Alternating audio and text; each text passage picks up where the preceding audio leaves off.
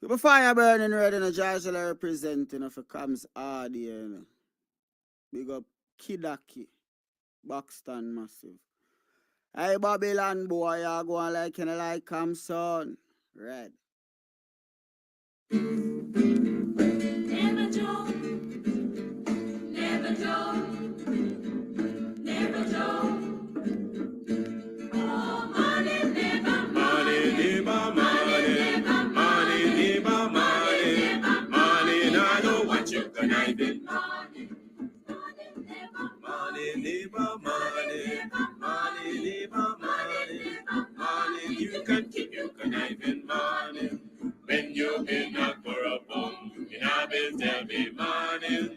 Now because your money done, you come with conniving money.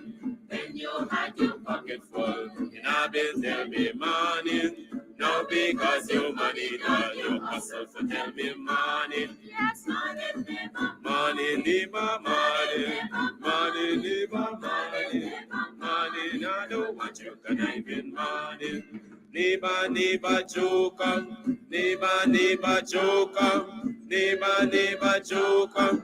That's all the money that me walk for. A 2 pound note and a guild piece. A 2 pound note and a guild piece. A 2 pound note and a guild piece. This is all the money that me walk for. I said money, neighbor, money, neighbor, money, money, neighbor, money, money. I don't want you conniving money. Oh, Joseph. Guyana and Guyanese, at home and abroad.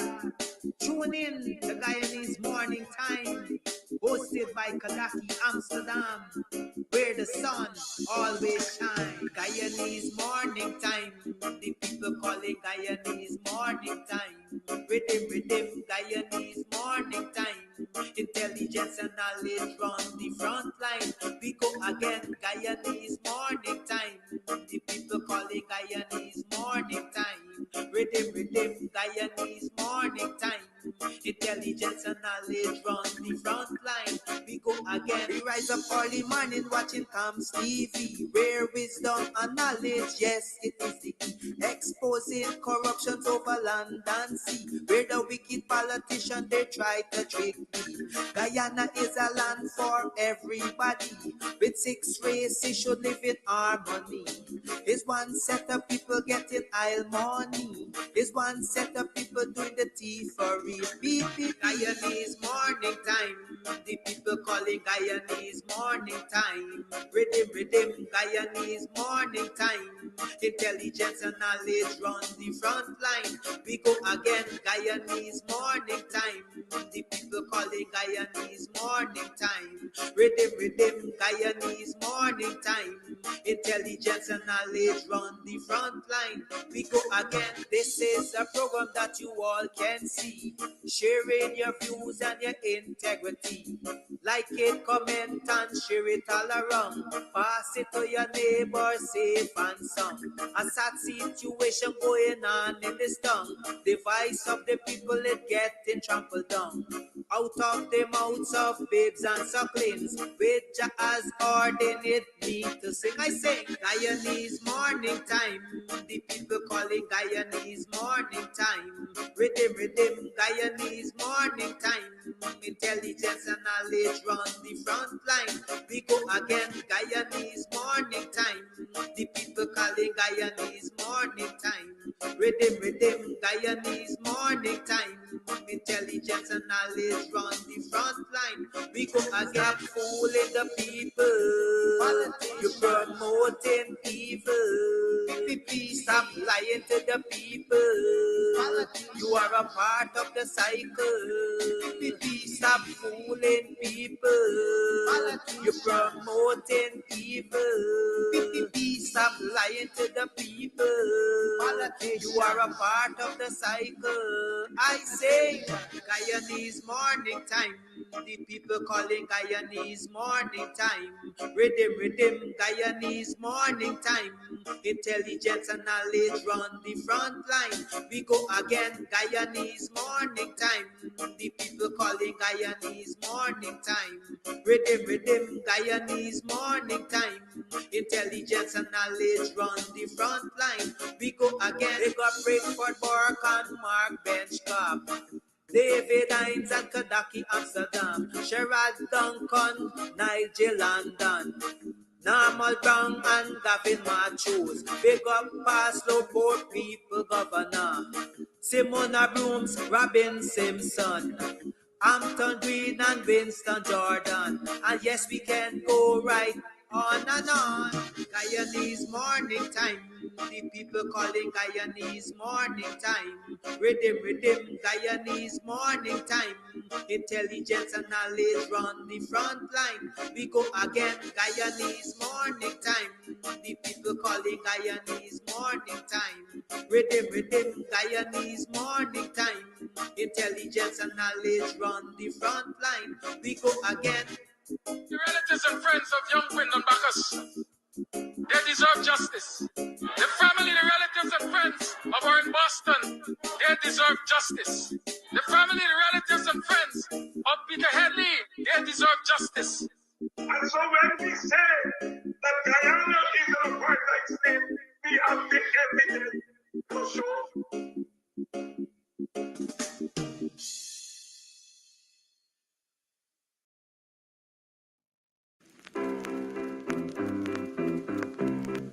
Hey fans, it's karaoke and oldies night this and every Thursday at Club Twilight Sideline Dam, Buxton.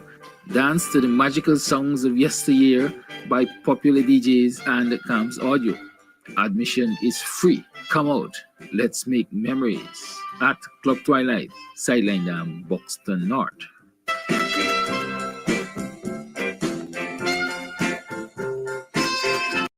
Comes out your son. You burn this wine when I want you shine. The tree of life, them I want you climb, cause them out no kind.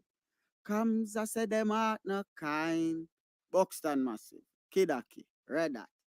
You can get meat anywhere, but for the best cuts of chicken, beef, pork, mutton, and lots more, check out T&W Harris Butcher Shop, located in the East Ramvelt Market Meat Section. Call us on 609-7168, 641-4494. Ask for Rastaman. T&W Harris Butcher Shop for the best in fresh cut meats and lots more.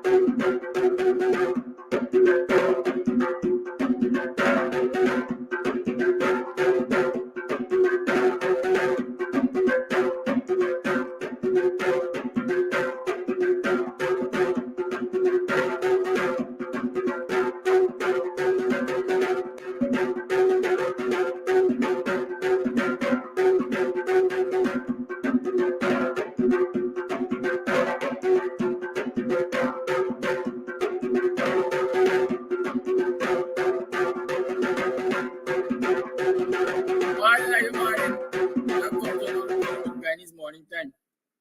For the second time, it is 7 hours 38 on the 6th of August in the year 2024. I am your host, Kiraki Amsterdam. How are you doing? How was I yesterday? How was I last night? How are you wake up this morning? How are you? How did you pass your yesterday? How successful or unsuccessful was yesterday for you? What were you able to achieve, conceive? What did you dream of achieving yesterday? Were you able to make it happen, or it remains a dream? Realities start with dreams, you know. I had a dream last night.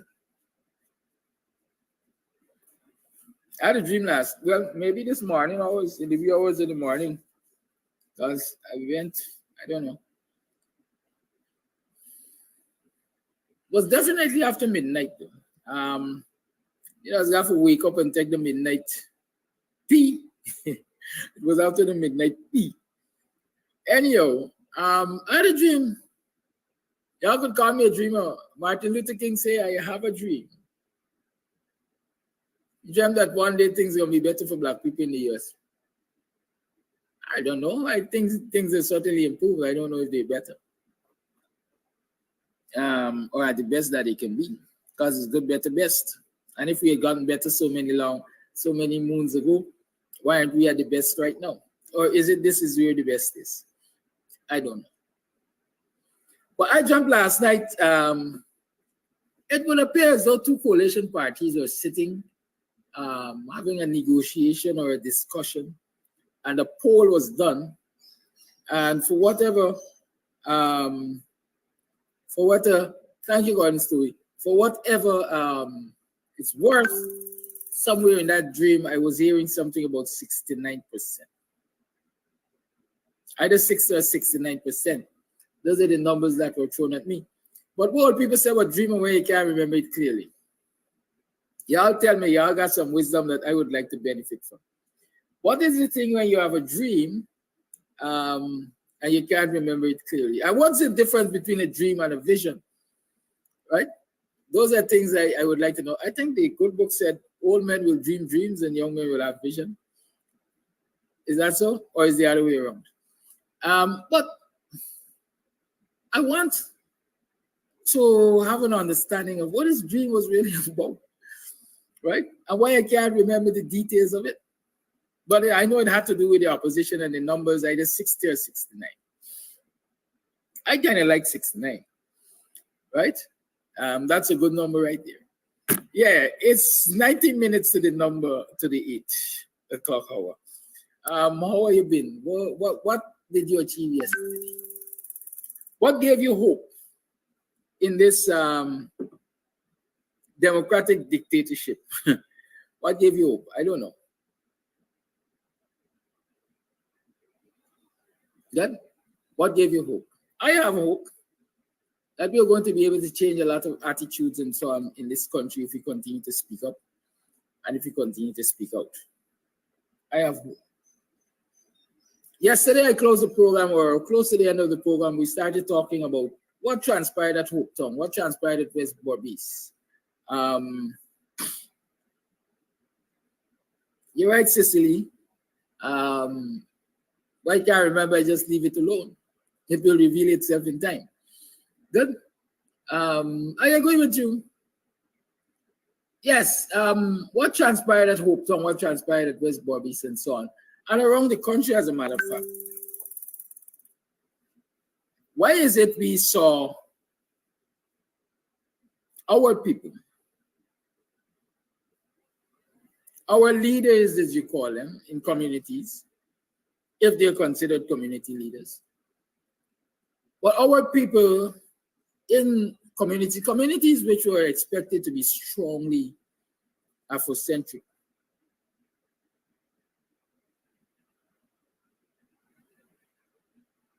right? Okay, Aria, thank you. Okay, Bakarian. As long as I see you, that would be a good sight. Yeah. Yeah. What would cause our people, many of us in the community look up to allow our oppressors to quote unquote infiltrate our communities the way they did this year? That is the question a lot of people are asking. Hope Tongue of all the place, Hope Tongue that has been traditionally Afrocentric and strongly Black and culturally aware. How did that happen in Hope Tongue?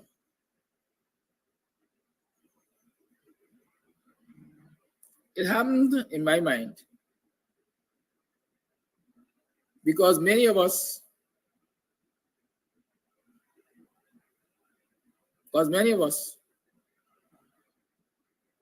are sleeping at the wheel, or have been sleeping at the wheel. And so we've been allowing agents of oppression to quietly crawl into our communities and influence those who have influence over others. I'll go deeper just now, but let me tell Barbara, if you want me to show you opposition unity, show me your face. Don't come faceless and ask me any question. You don't have a right. You're an alien. You have no identity. When you can show me your face, I will respond to you. Yes. A lot of us take things for granted. Hope Tongue over the years has been culturally strong. And I dare say previously, over the previous years. And why will I say previous years?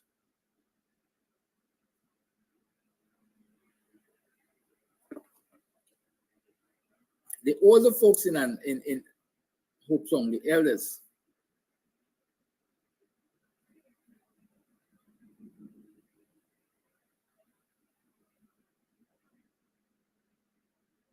stood on strong cultural traditions. And they maintained those over the years. And so Hope Tongue was always out front, like Buxton, culturally aware, up in your face, Afrocentric, culturally aware. But like everything else, young people know best. Young people know best. And so in my mind, they wrestled control of the Hope Tongue cultural product from the elders, who naturally ain't got the strength to fight. I will tell you that when you get to a certain age, you never fight for nothing or fight against anything. You ever fight? Okay, I'm trying to lead y'all along the right path, and y'all want to go, well, do it y'all way, y'all gonna find out. They got some who make your mouth so long, by you go, you're gonna meet them. And when them go and they meet them, a lot of them are not humble enough to admit that they err. Okay? They're not humble enough to admit that they err.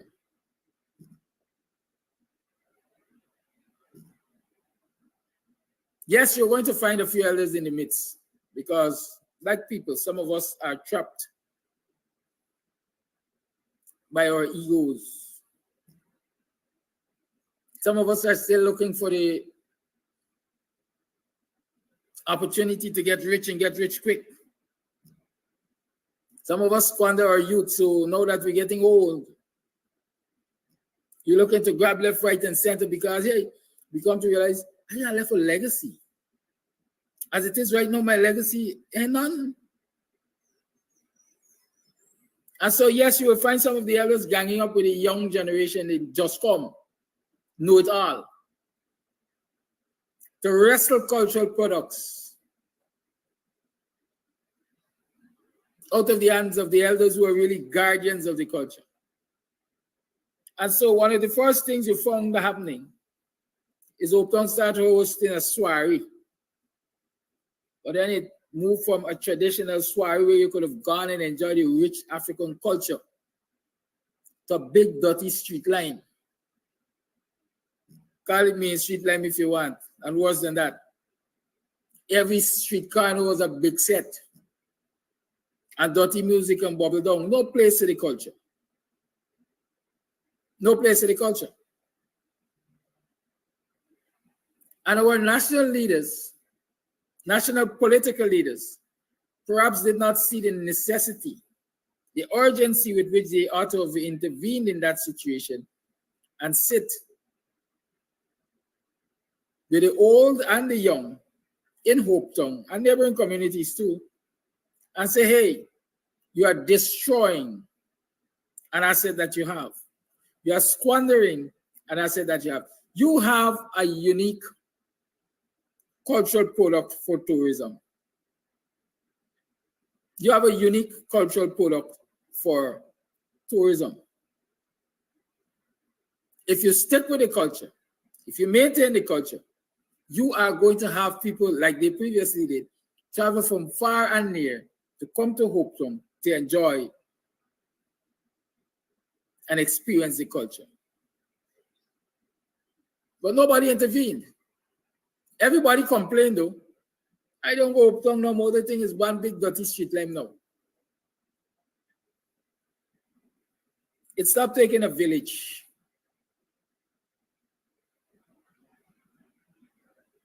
To raise a child, in this instance, cultural awareness. And so nobody addressed it. And every year you got this big dirty street line.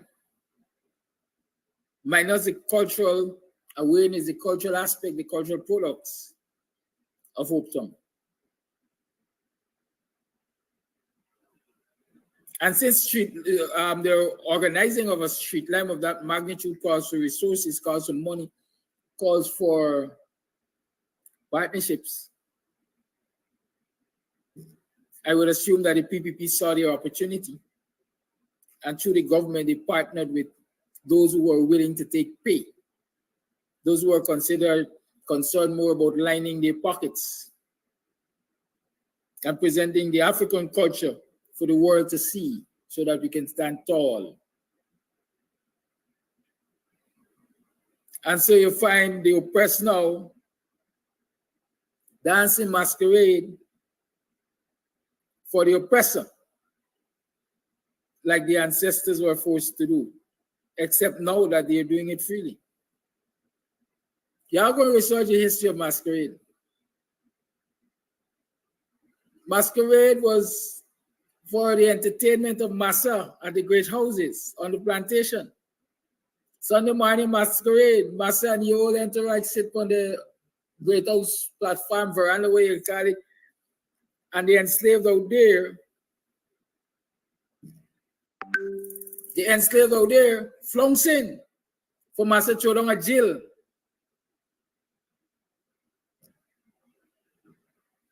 We are no different now. We have seen it on display in Hope Town and other parts of this country. We have seen it. Many of our so-called village elders or so-called black leaders, community leaders, are now dancing masquerade for the oppressors.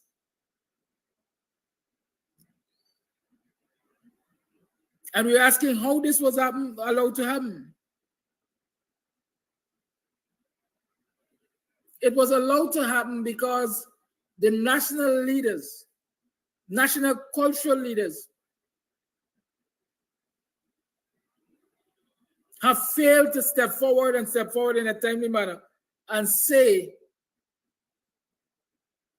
you're all doing nonsense. You're going to squander it. You're destroying it.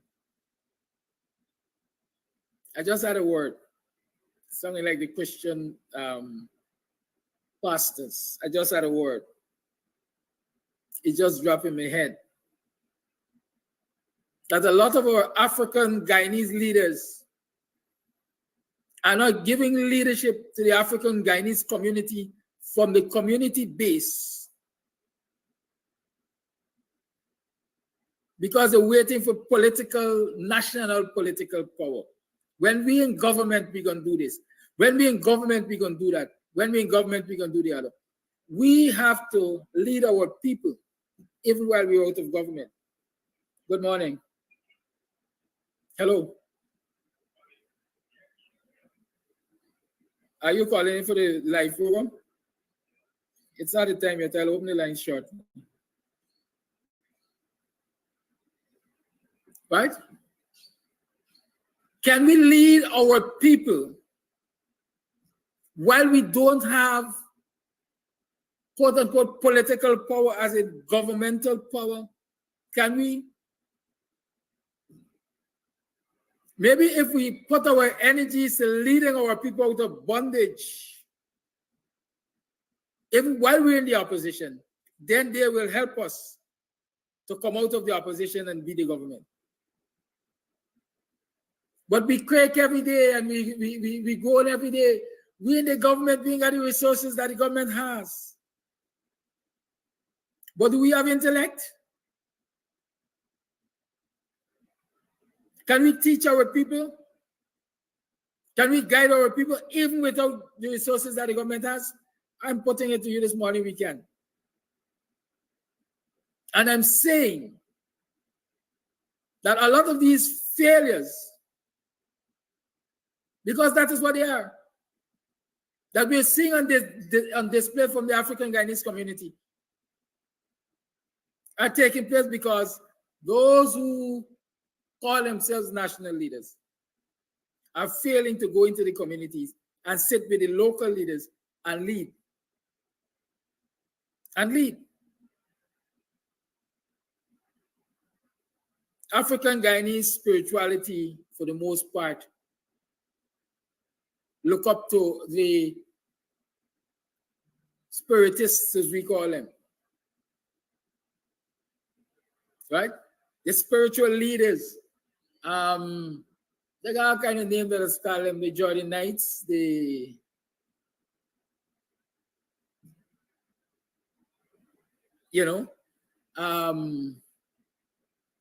I grew up with us looking up to them. They would lead the spiritual aspect of the cultural celebration and observances in this period of time. Now, across the land, the spiritual leaders who are supposed to be leading the African flock in spirituality, the Sabbatists, across this country, for the greater part, have abandoned the black cause. They have abandoned the black cause.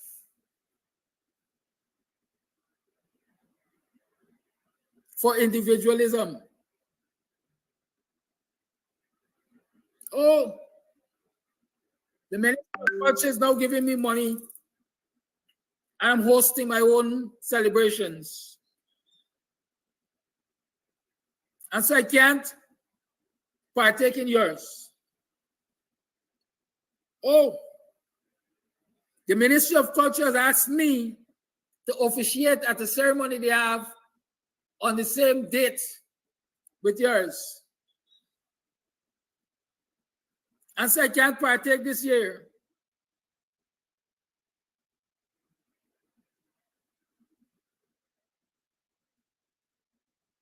Oh,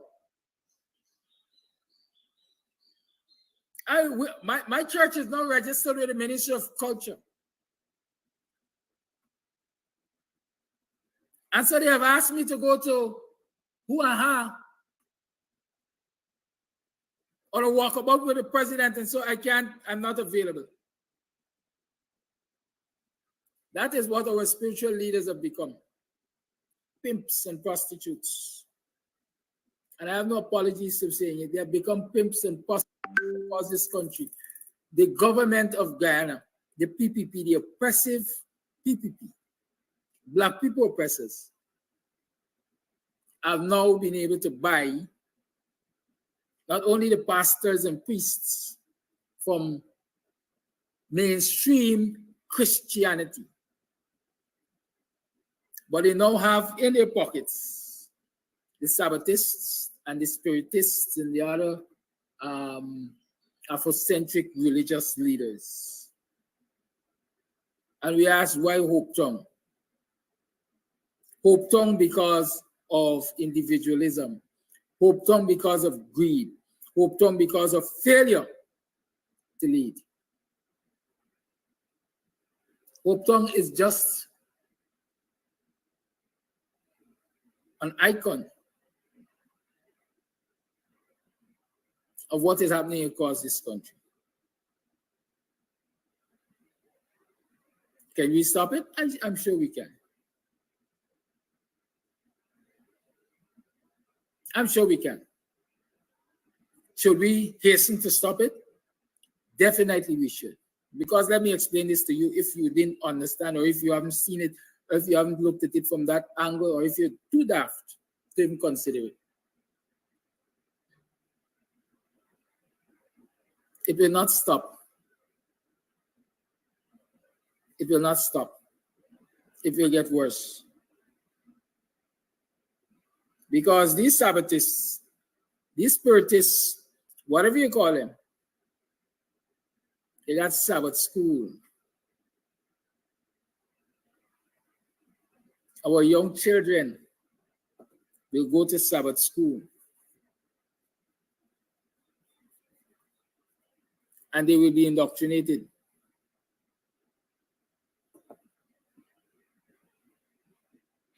Monkey see, monkey do. Monkey see, monkey do. The leader, the shepherd of our flock is always hugging up and loving up and kissing up and licking the feet of the oppressors. And so since the leader of our flock, the shepherd of our flock is an example which we ought to follow, then it's okay to hug up and kiss up and love up and kiss the feet of the oppressors. And then since greed and money is the order of the day, they're also going to be big. If we get back in power next year, we're going to build our shrine. We're going to get a whole complex for your church, for your flock. And so you have to encourage your members to vote overwhelmingly for us so that we can get back in power and we can deliver on this promise. And the shepherd goes to the sheep, goes to the flock and say, hey, don't you think we deserve a bigger and a grander existence? Our shrine should be the best and the most magnificent. And the other people never offered that. But our oppressors are offering it. Let us place our support behind the oppressors so that we can get a bigger, whiter, brighter looking church.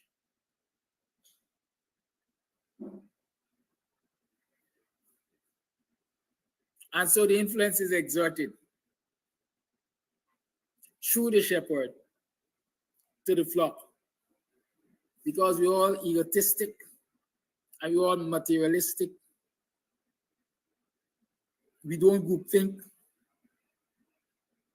We're not concerned about the African race, the African people as a community. We are concerned about our individual successes.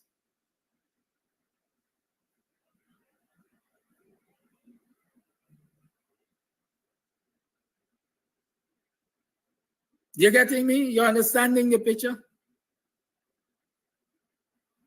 And so I got a simple recommendation. I like to talk about feeding them with a long spoon. When you recognize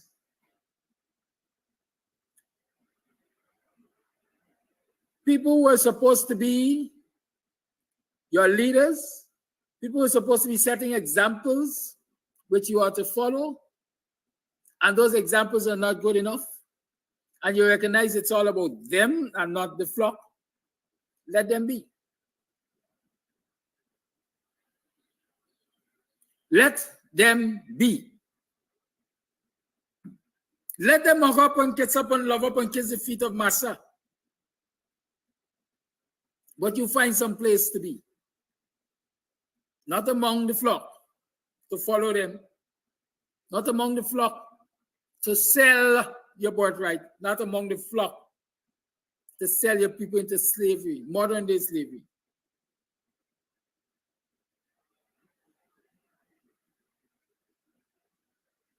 Y'all hear what I'm saying? Please, that's what you do.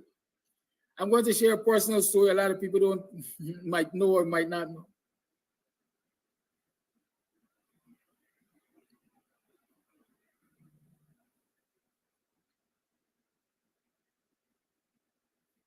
Y'all see, I sit there many days and people talk about church and Christianity and religion and so on and so forth. I say to each his own. To each his own. As a youngster growing up, I grew up with a woman named Sylvina Williams. Jangoe. They're deep into African spirituality. They used to keep us steady comfort. Service, we call them. I see people dance down step with candle on their head, upside down and all kind of thing, and the thing shift. I see magic, if you would call it. I see, what they call it thing? They got a thing that they say, y'all help me, I get forgetful, a tired bad. And that affects my memory. Invocation, I think that is it. They invoke the dead. I see invocation. I see clothes laid out on table, on chair. And service going on, and at a certain time of the night, I see clothes full. Yeah, I see all of that. I can't remember growing up in Sunday school. Hear about a quote-unquote good Christian teacher. Yeah, Little Jones and Barry Scarecrow, right? Those were two of the brass bands that used to dominate at the time. Anyhow, we talking. I can't remember having Sunday school days as per Sunday school days. But when I became of age, I was in secondary school at the time.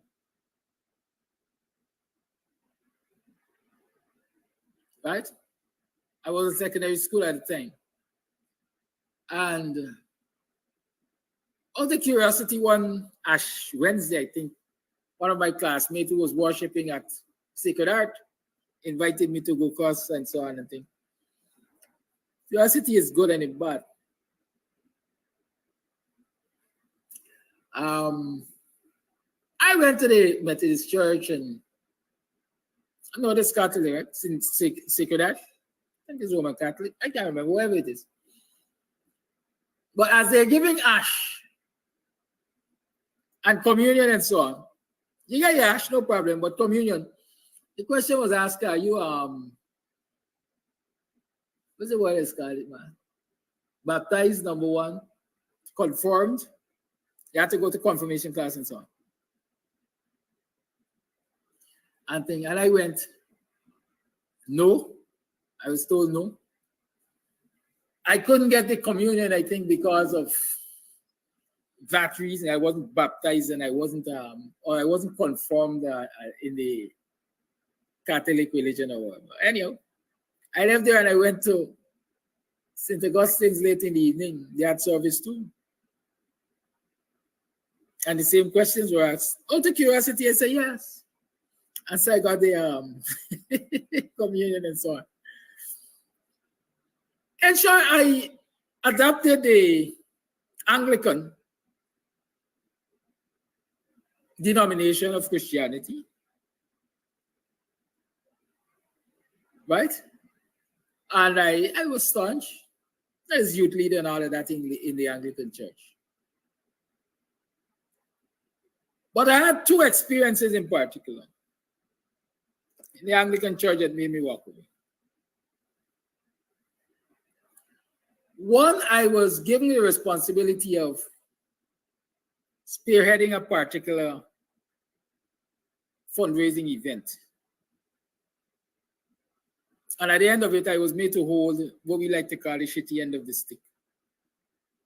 Because I wasn't a doctor. I wasn't a well-known and respected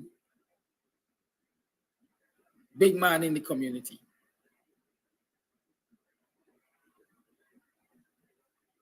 But two well-known and respected big men in the community were responsible for acts of dishonesty, which I could have proven.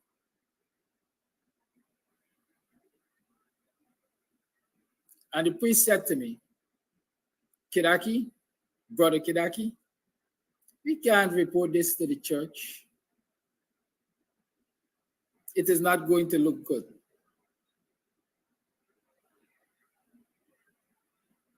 In his wisdom, that's what he said. Is he responsible for the church? I can't do nothing but it. But I ended up being the one to be judged. Up until now, there are people in this community who is watching me. No one day, he is responsible for this and that they happen.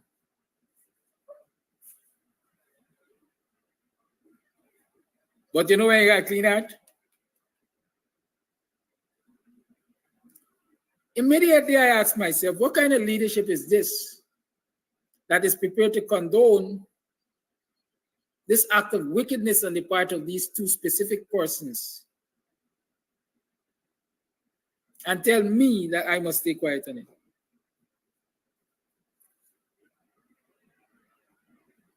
Right?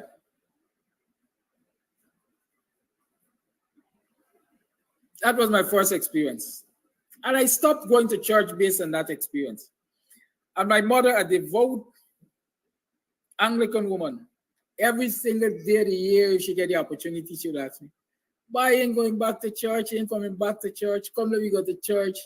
And I always resist. I am as stubborn as a jackass. Because when I stand on a solid ground, when I take a stance, I take a stance. If I say this is it, this is it, yeah, trust me. Those of you who have not seen it from before, I'm telling you no. Right?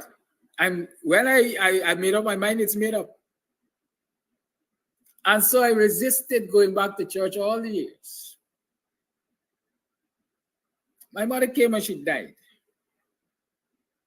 A woman who in her sick bed used to ensure she sent her contribution to church in she envelope, and who used to request that she get her communion and so on. On the day of her funeral, her corpse turned up at the church after all the arrangements and fees were paid, only to find the church shut. Why was the church shut? Because the leadership was at wrath with each other. And so the dead could be on its damn own. The dead could be on its damn own. And after calling around here, there, and everywhere, the dead was sitting out of the church for about an hour, I guess. Somebody turned up. Somebody turned up. And my mother was buried. If I remember, our service was conducted by a lay preacher from the church. And I said, from that day henceforth, there's definitely no place for me in the church. Not the Anglican church, and no church whatsoever. My church is in me. I will serve my God. I will acknowledge my Creator. But the church, as led by men, could stay in their corner, and I stay in mine. So when I'm saying, why did I say that? Y'all want to know why I'm talking about that? Because when I say that when you look around the African Guyanese community and you recognize that the Spiritists and the Baptists and the Sabbatists and all of them masquerading themselves to massa in this different era of slavery, that is the treatment you got to give them. leave them on their blessed own. Because here, without your presence in their congregation, they ain't got no bargaining chip. They can't bargain with the PPP. And so when you sit down in the congregation and you say, yes, master, yes, leader, yes, sister, yes, brother, whatever the yes does be yes, who, and yes, what. And you get into the spirit with them, you're giving them power to negotiate with the oppressors, to oppress you more and fatten themselves.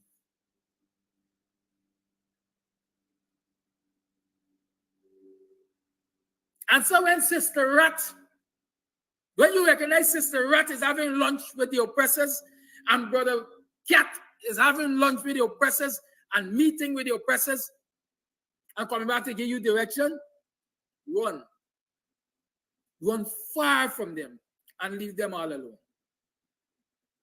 Leave them all alone. Do not empower people to oppress you. And that is what I see happening in Hopeton and other parts of this country. Sometimes I say, I don't like to talk about Buxton story because I live in Buxton. I never before they burned down my house. But like every other part of this country, they got some snake-like black people in this very community. They're snake-like.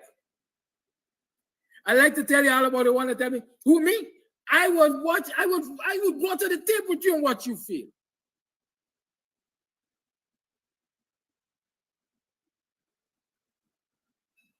They're quick and smooth talkers. But you must have a spirit of discernment. You gotta watch them. Watch them with 4 eyes. Or you could use 3 if you got your 3rd eye open. But watch them. And when you recognize they're not for the people, but they're for themselves,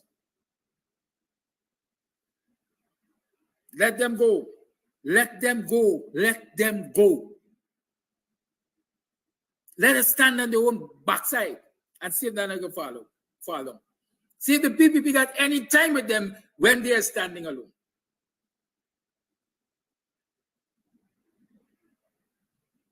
A lot of people, they don't like me.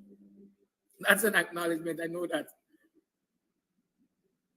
But I said to somebody the other day, he saw me standing alone. He said, hey, why you stand up so alone? And all them people there, I think it was the night of the 31st.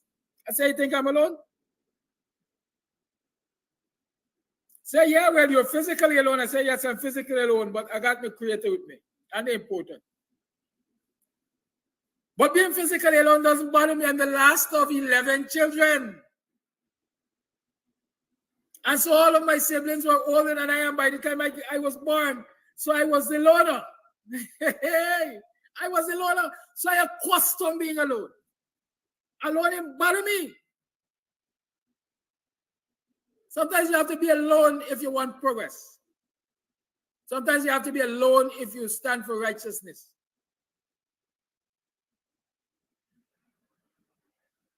And so sometimes when I choose to talk, I know that it's for the ostracized, they're going to ostracize me, but I'm comfortable being alone. Because I'm not going to sell my soul and sell what I stand for to be in the crowd.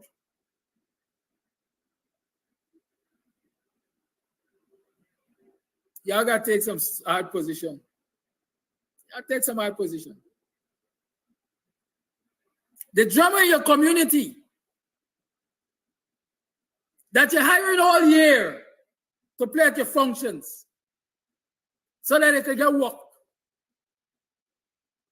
That chooses on an important day like the 31st of August, of July, or the 1st of August, to sell his or her services to a higher bidder, ostracize them. Ostracize them. Yeah, everybody got to eat. But you got to understand, you could choose to eat all year round by eating a little bit and living long. Or you could choose to take a big bite on this particular day, and then you're going to ensure that they feed you for the rest of the year. Those are the positions I take. And people think I'm hard. Sometimes I'll be hard. It's called tough love because love is love. If I am hiring you all year round, everything I got, anything I got, and I could find opportunity to hire you. For a regular rate, let's say $6,000 for performance.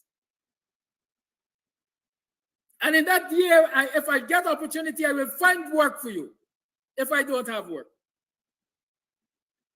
And then when I'm looking for you to be available on these two important dates in the African Guyanese calendar, July 31st and 1st of August, and you're going to tell me that your oppressors offer you 5 times what I am accustomed to paying you to go and play on their stage to divide my people, then stay with them all year. And they ain't got nothing to give you all year. So decide if what they're going to give you on the particular day is going to be enough to keep you through the year. Because one like me, I done with you. Those are some of the decisions and some of the positions we have to start to take with our very own people so that they're going to catch themselves. So they're going to catch themselves. And until we start doing those things, we are going to get more hope tongues. Black people cheering going to be flouncing behind a damn low life, no good, illiterate, oppressive, Indian representative of a government. And making merriment like our ancestors were forced to do. Remember, they were forced to do in the days of slavery, but many of us are doing it willingly now.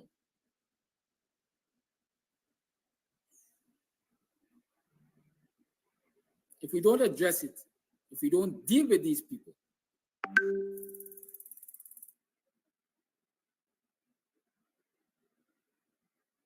then it will continue to happen. I see Miranda Brown talking about contract. If you don't have a contract, so what? You have a contract with the performance? You never own the person? What are you saying? I am saying that there's supposed to be loyalty. I am saying that there's supposed to be loyalty.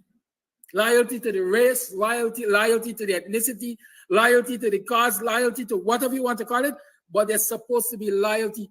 You think I could get a TASA group to come and perform in Buxton on one of the big religious days, let's say? You think I could get any TASA group to come to Buxton and perform on Indian Arrival Day? They're going to all tell you, no, we got to perform at the National Stadium, we got things there, or we got to perform in the village. You ain't going to get them. So why must our black musicians, let me call them that, go perform for the oppressors on a day like Emancipation Day, on an evening like Emancipation Eve? Why? Why? Yeah, Miranda, nonsense. Loyalty doesn't pay bills and feed people. That's the thing. That's the thing. That is what this idiot come here every morning to tell us and to prove our disloyalty. Disloyalty gets you fed, from the PPP. Disloyalty gets you fed from the PPP. And so you're good with that, Miranda. You ain't gonna be loyal to nothing. Because it's all about you. Once you get to eat the food, you good, you ain't loyal to nothing. But when the shit, as the old people say, when the shit fasten in your cock a hole,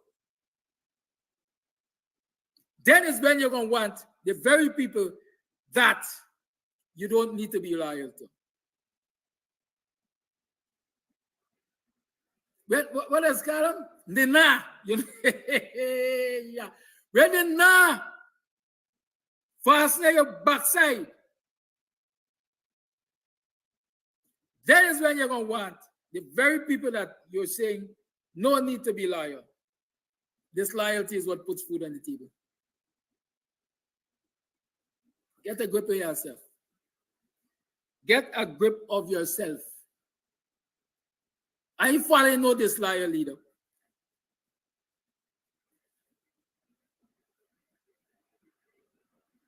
What question you ask David the cook? David the cook, what question you ask? I didn't see it. You could ask it again. Call me and ask it. I'm always happy to provide answers. Right? I'm walking behind no disloyal leader. I'm walking beside no disloyal leader. I said it and I'm saying it again, in case you all didn't hear it. Any day, and as much as I see these elections are extremely important for the African people, the survival of the African people in this country. Winning these elections is extremely important for us. But any election slate that I see David Granger name on, don't ask me to be a part of it. Don't ask me to support it. That is how dread I am when it comes to loyalty.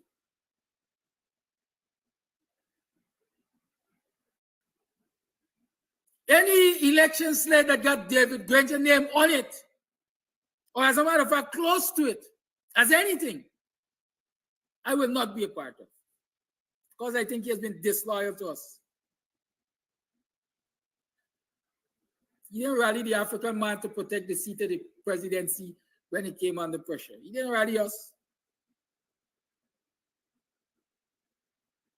He didn't rally us when he recognized that CARICOM and Carter Center and all of them was about to throw his government under the bus. He didn't rally us. He didn't level with us, let me say that. He was unceremoniously removed from power. And up to today, he has not leveled with us to say, well, here, this is why I had to just roll over and die.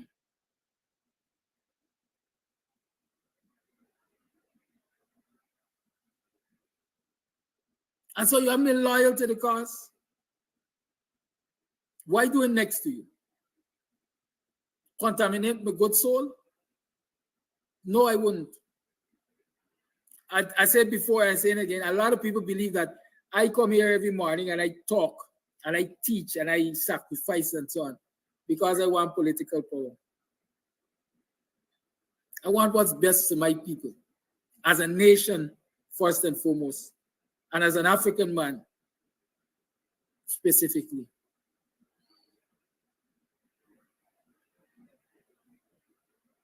And so if I see the best government in place tomorrow, and they're going to continue to do good without me sitting in front of these cameras, I'm happy to do that.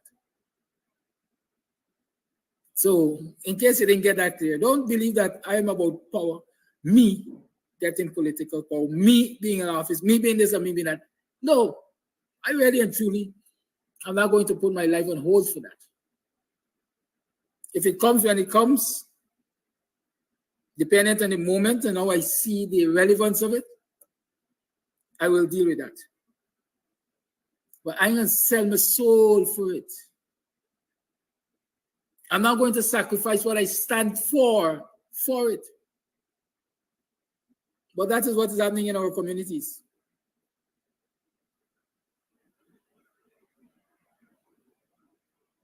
That is what a lot of people are doing in our communities, and we just got to call them out for it. You don't own the drummer. You don't own the performer. The person has think their contract, satisfy their contract with you for that time. Yeah. Yes, that's a fact. Like tell you about loyalty. And is there anybody to come and challenge me on it? There are two persons. I should say there were two persons who could touch my vehicle. They're both relatives of mine. I don't care how long it takes for them to come, I wait on them.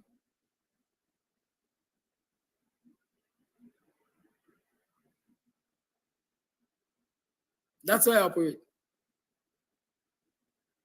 There's one electrician, in fact, there are two electricians who could do my electrical work. I don't care how long I have to wait, and that is why I have to, because sometimes I know waiting for one might be waiting in vain. But if it's not one, it's the other. Whichever of them will give me the shortest waiting time, I will work with.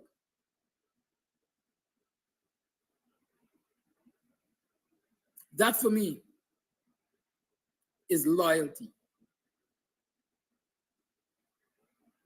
You're trying to say I could wait because I got time to waste. So you think. I could wait. Dennis Booker one who Greg and who. Yes, Greg is one of them, Dennis. You know that for a fact. That's my brother. Yes, you know that for a fact. Right? Not that I have time to waste. But because if I expect loyalty from you, I must also show you loyalty. I'm going to cuss up. I'm going to be irate. I'm going to be disappointed because they got me waiting. They got me spending money, some might say unnecessarily. But I can wait because I trust that at the end of the day, when you do your part, I'll be satisfied with it.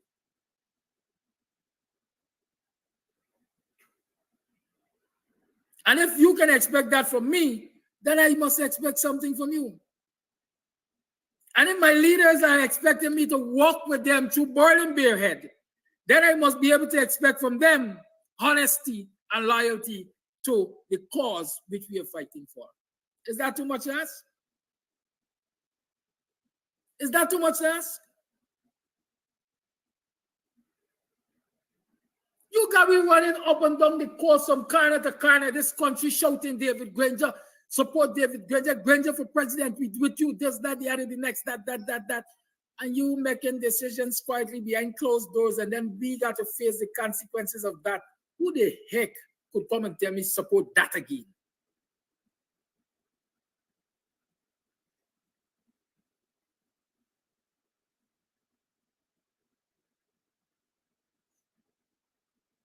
You got me running behind you left, right, and center, promoting the religion, the goodness of the faith. And then at critical moments, you prove to be more faithless than me. Why running behind you for?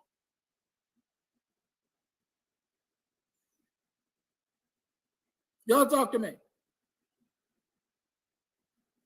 We have to recognize when the people we support are not supportive of us and lose them. Let it go astray. Let them see if they could battle the canoe alone.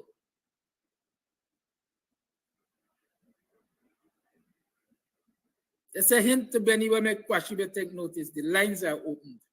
6225933 is the number to call.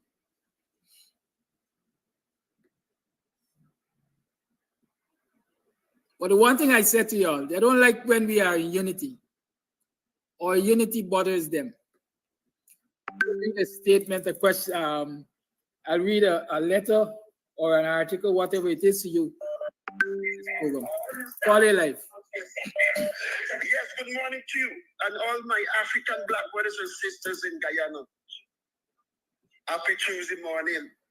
Yes, Granger is history. You know, sometimes I have to always mention these words that what God tells. Remember this day, with thy Lord, thy God has brought you out of the hands of bondage. And black people, my black brother, sister, we must remember the damage David Granger did to us. When I came out and mentioned these words, I said, my mother tell me, oh, Granger Maxie did not eat 1 week because she never expect him to do that to black people. And the next lady, you could remember this too. And next sister come here and said, Flash Garden, Granger Max are sick for 2 weeks. Granger damaged us. The name was called twice. That he's the winner. And yet still Granger gave up.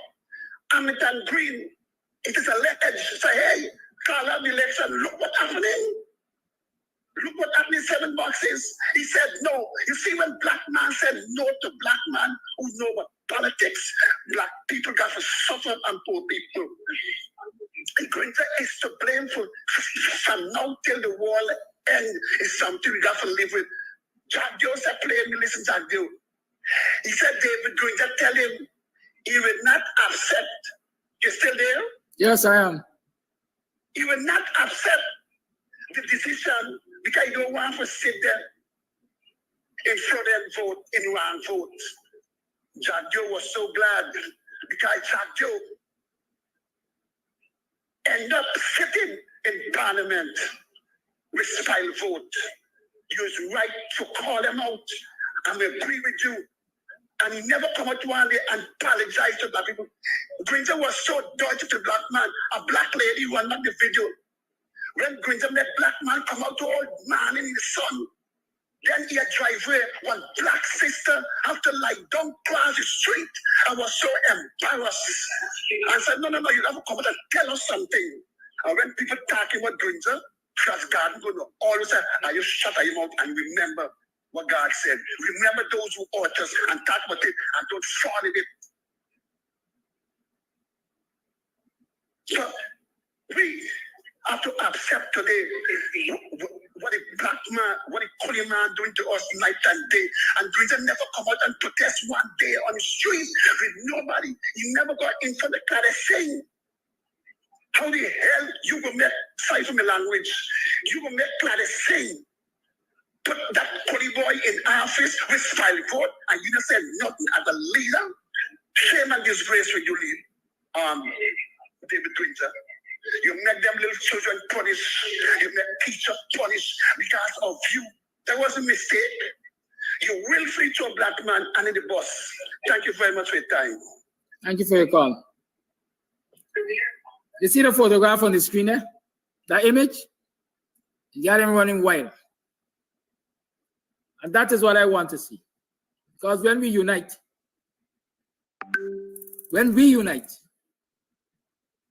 they get sleepless days and restless nights. Call it life. Yes, good morning, Mr. Amsterdam. Good morning, everyone in Guyanese diaspora. Good morning to all Guyanese. You know, Mr. Amsterdam, you laid a very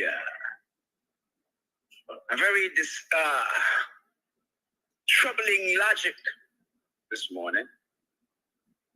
And the logic swings both ways.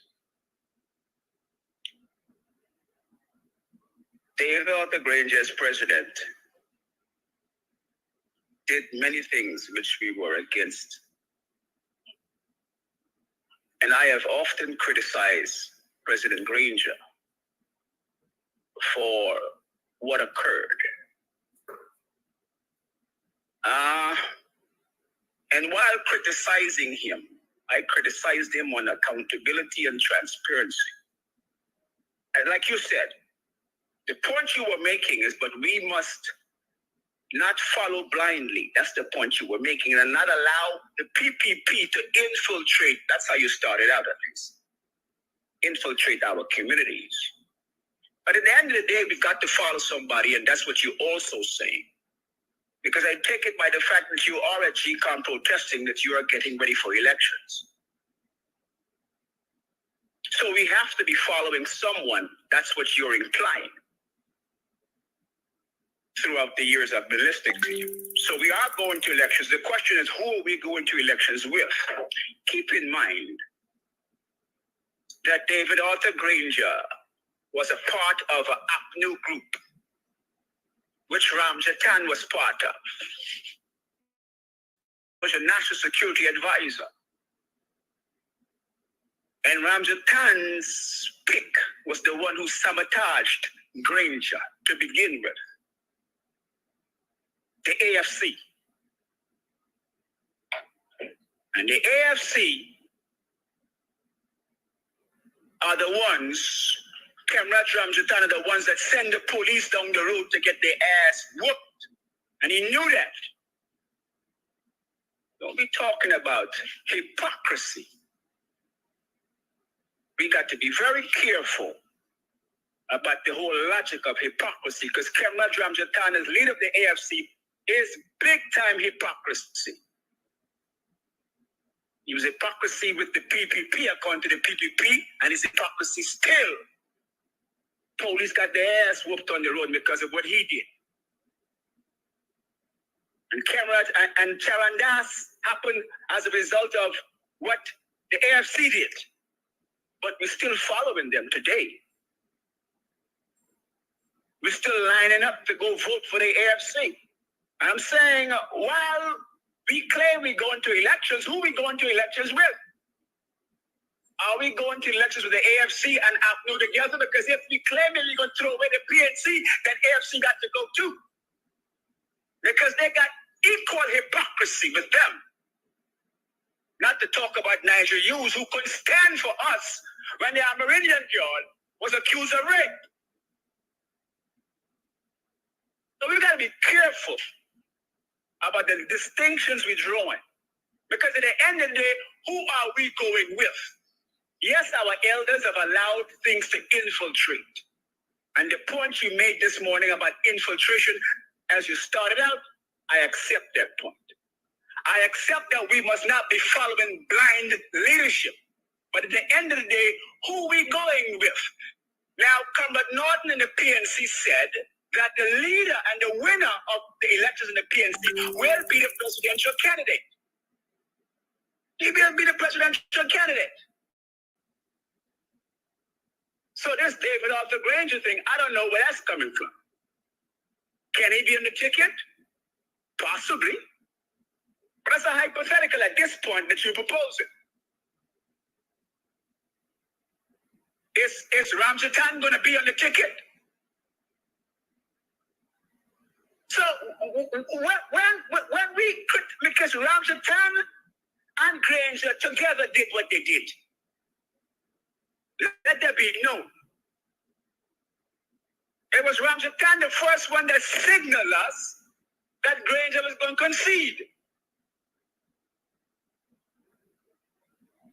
So when we're looking at Granger, he must be blamed. But we got to look at Kamraj Ramjatan, the leader of the AFC, or recently was, the founder of the AFC. So I just want us to throw the baby out with the bathwater. While I agree with your premise this morning, that we must scrutinize our elders and we must not follow blindly. Because I don't want to go. Good morning. Yellow look good on me, boy.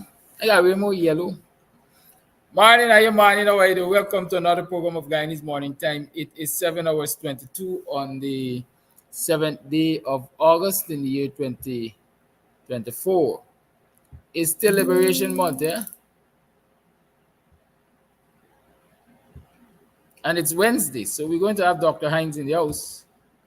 Who's calling me? Why are you for? Let me see. Good morning. How may I help you? I'm okay.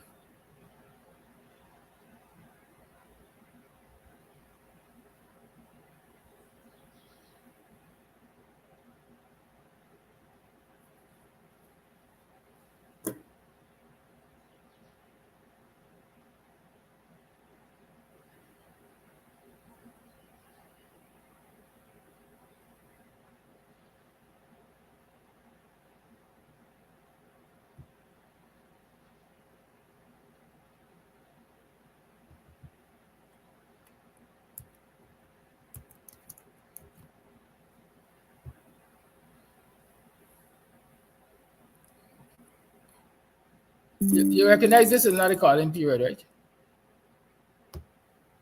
No. What you were listening to is yesterday's broadcast. I'm now live. Yes, so calling will be sometime after 8. You're free to make that call. Gotcha.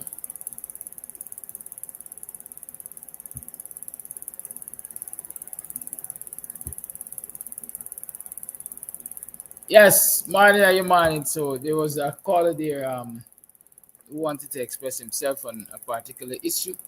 And certainly he's going to get the opportunity when we open up the lines today.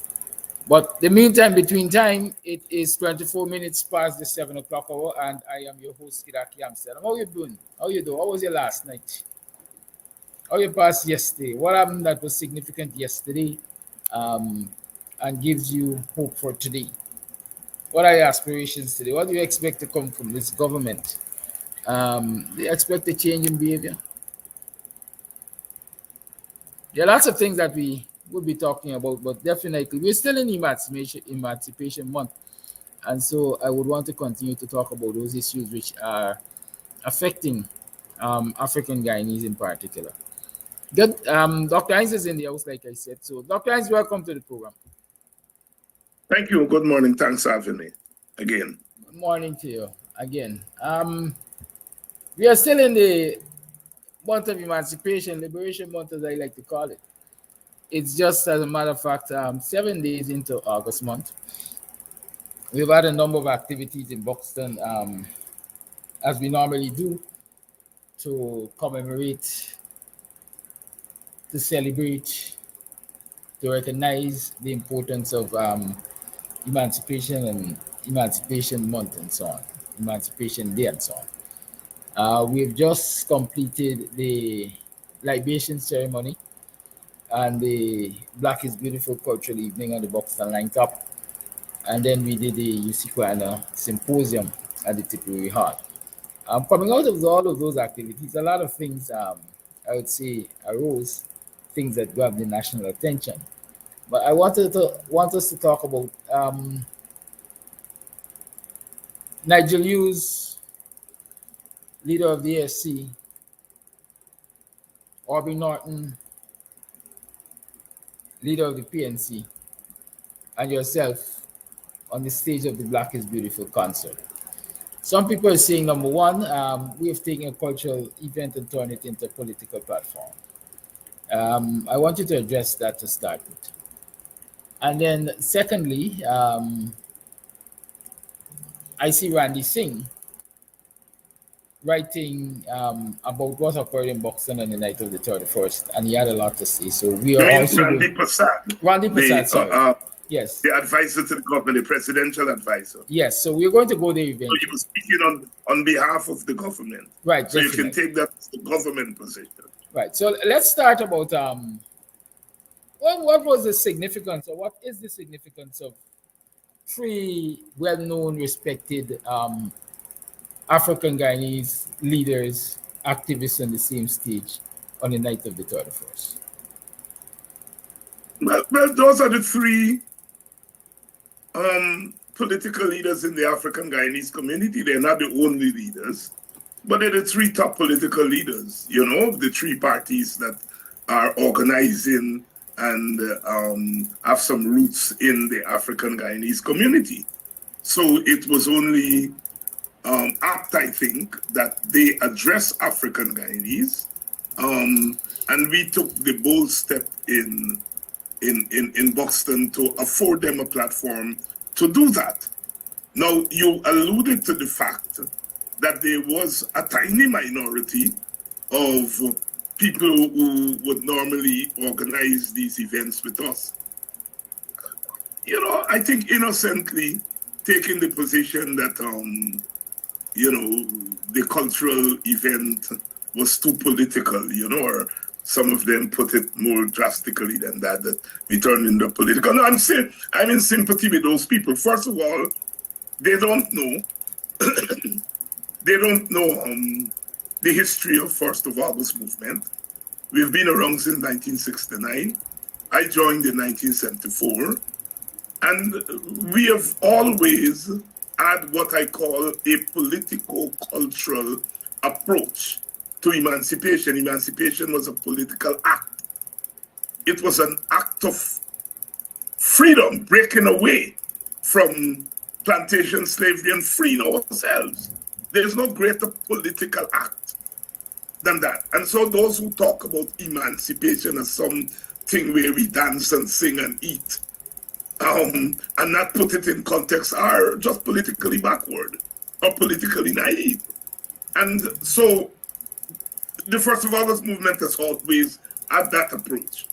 You know, we always had the New Year's address by Brother UC first, and then later on I took up that mantle. We always had invited leaders. At 1 year, we invited Dr. Jagan to come speak. We had George Lamin, the famous novelist and political activist, come in to speak. Dr. James Rose, and a number of people. came through Buxton to speak at emancipation, political people.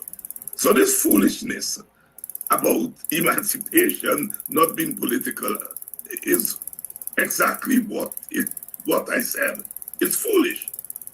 In that case, at the time when the government is hammering African Guyanese politically, it is moral and it is politically correct for African Guyanese to use every moment at their disposal to fight back against the political hammering by this government.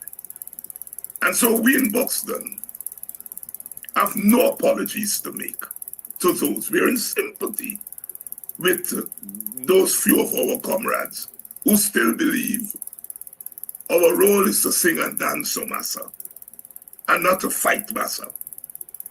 Well, we believe that we must sing and dance for ourselves, and we must use that and other means to fight massa. And that's what we did. Last year, they gave us $500,000, which was a third of our budget, and they attempted to use it as a bribe to say the government is giving you $500,000, but in exchange for that, you must have PPP leaders come and speak. And they attempted that in the form of the Prime Minister calling us and saying he's coming to speak and he will speak last. And I had to make it very clear. That money that you give is the government money. And we are not going to be bribed by that money. That money is not going to buy you a place on our stage. No, no, no. And we were setting an example to Africans in the rest of Guyana. If the government gives you government money, do not believe that you are obligated to put PPP people on your stage. And we in Buxton said no. And this year, they decided, you all said no, well, no money for you all. And we said, thank you much. You have done us. You have done us a great service because you have forced us, if we need any force, to return to our roots. Our roots in the African community have always been at emancipation. We do our things ourselves. We finance our own activity. Brother Guyanese used to have us. We go around the village to all those who were working, and they would contribute a minimum of $1. People would cook food and bring. It doesn't matter whether you were PNC or WPA in the village. We finance our own activity. And last year, we went back to those roots. And this year, we anticipated that they were going to come with that nonsense. They weren't going to give us money. And so we went public and we raised as much money as we could raise. And what we couldn't raise, we put our hands in our pockets, those of us who are members of the organization, to make it happen. Now, here is the outcome. We are the only village that they either did not hold an alternative event, a competing event, as they did in other places. They set up competing events. And in places where they didn't set up competing events, they took over. They gave the people government money and they took over the events. I understand this happened in the West Bobby's villages, Hopeton and Electoral and so on. Now, Buxton is the only place they did not venture to hold a competing event, or they could not bribe with government money. I want to repeat that. The only place, the only major African Guyanese locale, because they targeted the major places New Amsterdam, Georgetown, then Amstel, Belladrum, Hope Town. Buxton is the only place they didn't come and hold a competing event, or they couldn't bribe us with money. What does that say? It says that something unique happened in Buxton. And what is that unique thing? It is that political people in the village gave leadership.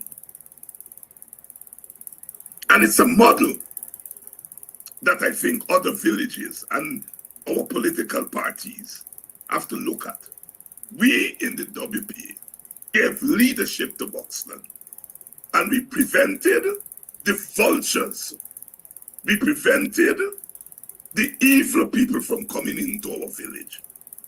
And we didn't stretch our hands looking for money so they couldn't bribe us. And they learned last year, even if the government gives us money, we cannot be bribed. If we, the political people, were not there to give our village leadership, they would have come into Buxton.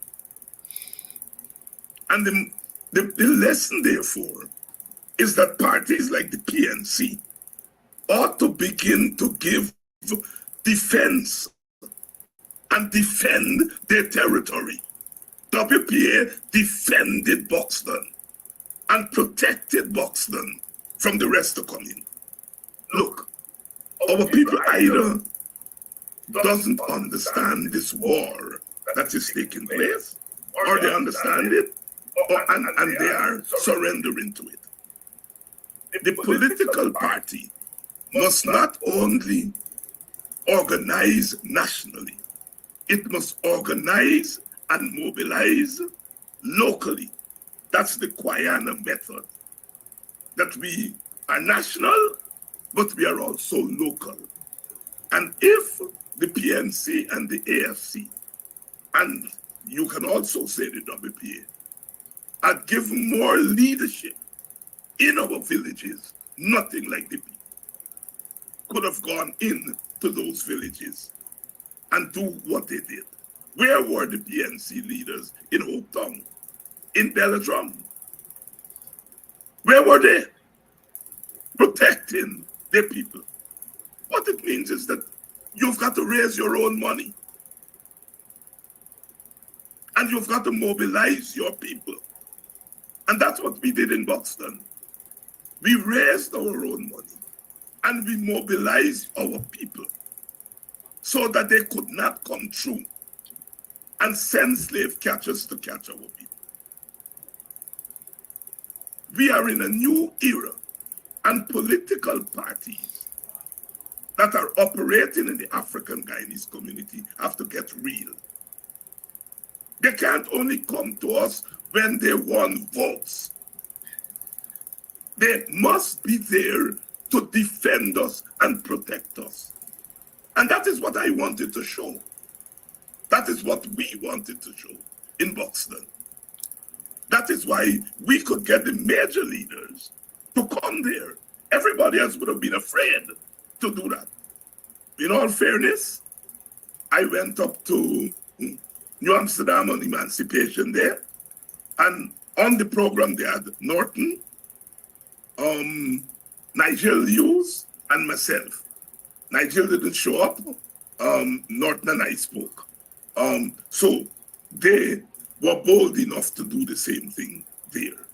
But we did it at a larger scale in Buxton, and we went one step further by calling the leaders on stage and to have them stand before our people and talk to them. That is what emancipation is about. It is not just singing and dancing and eating. It's about fighting. And we declared victory in Buxton because we kept the marauders out of our village and we did not stretch beyond looking for a penny. Thank you, Dr. Hines. A lot of people see the presence of the PPP representatives, the government's representatives in these Afro-Guyanese communities on Emancipation Day, people dancing masquerade for them, flouncing with them, and having them have their presence felt in those communities as a betrayal of the African cause. They see the organizers as betrayers and PPP puppets. What's your opinion? Is it that, They or are, they are just were just gullible for the moment? well, gullibility is also part of betrayal. Some of them are gullible. And I don't understand, how can you be gullible? How can you look, excuse me, look around, see what the PPP is doing to school teachers, black school teachers. See what the PPP is doing to public servants. See what the PPP is doing to people in Mocha and Hillfoot and Mackenzie and all over the place. How can you look and see what the PPP is doing to young black men? How can you look and see what the PPP is doing to Ikpadaji and invite them into your communities? That is more than just gullibility. That is betrayal. That is betrayal. And the time has come for us to make our move in these villages and to have a serious conversation with these people. There are PPP sympathizers in Buxton. We know that they're there. But they did not do what others in the other communities did. They stood down. They stood down. And I don't have a problem with people being members of the PPP. My problem is when you bring the PPP in to catch your people as if they're slaves. Then there's where we fight. And the PPP sympathizers in Buxton did not do that. They did it in other communities. And that is a betrayal of the African Guyanese cause. I know you did say that political leaders have therefore to be in these communities and do more work. My assumption is to educate the followers and have them be in a better position to recognize the traps that are being set. Is that the only solution to No, I am not on the solution, brother. Don't carry me down that road. I'm dealing with what is happening. I am saying that political parties operating in the ethnic communities must understand their function is not just only to get people's votes. That the function is also to defend and to protect those communities. understand loudly and clearly? Now, in the same breath, we saw the article from Dr. Randy Prasad. Like you said, Randy Prasad is an advisor to the president, and therefore, when he speaks, one has all right to assume it's the government's position. I shared that article with viewers yesterday, and some of the things that we definitely recognize. Randy Prasad and the government continues to say WP is a dead party. WP has no following, yet they accuse WP of being ethnocentric, I think. What's your quick response to that? Well, no, they accuse the WPA of creating a miracle. They accuse the WPA of forging unity among our political leaders or Well, black political I was leaders. taking it in parts, but you can address the entire Yeah. article, therefore. Right. right ahead. That's the gist of the article. And they're trying to tell the AFC and the PNC that how can you allow the weakest link to bring you together?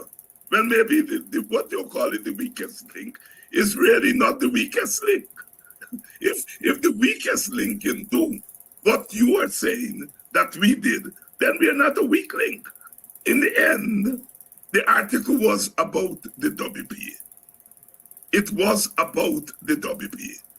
And the PPP knows that the WPA's role continues to be a very important role.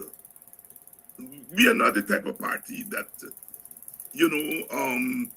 calls ourselves a big party. That term big party, we are not, but we do our work. We do our work every day, and our work is showing dividends. Dividends. Everywhere I go and I move around quite a lot. I move around quite a lot.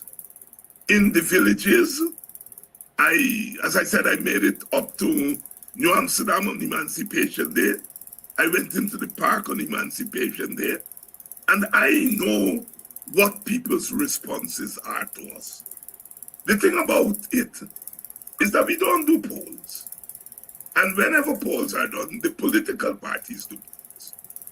The AFC, I understand, is doing some polls, and they're polling to find out about the AFC. The PNC, I understand, are doing polls. They're doing polls, and their polls is to find out about the PNC. We in the WP are not in a financial position to commission polls. You see, so we are not able to say definitively where or measure our standings, therefore, in a scientific poll.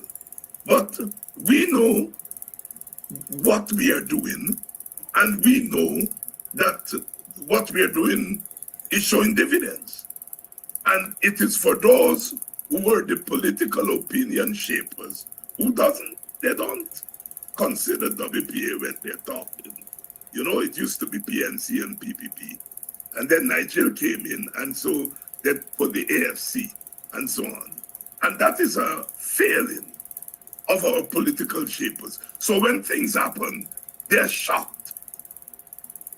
In any other country in the world, bar none, any other country, Nigel Hughes, Aubrey Norton, and myself on that stage would have been front page headline in any other country in the world, except Guyana. Except Guyana. Why not Guyana? Except Guyana. The newspapers did not even cover emancipation this year. They did not even cover. Usually they would put on the front page pictures of the national park because they don't go out to Georgetown. This year they did not even do that. You all understand the assault on black people? It's not just the PPP. It's also the status quo outside of the PPP that's assaulting black people's dignity in this country.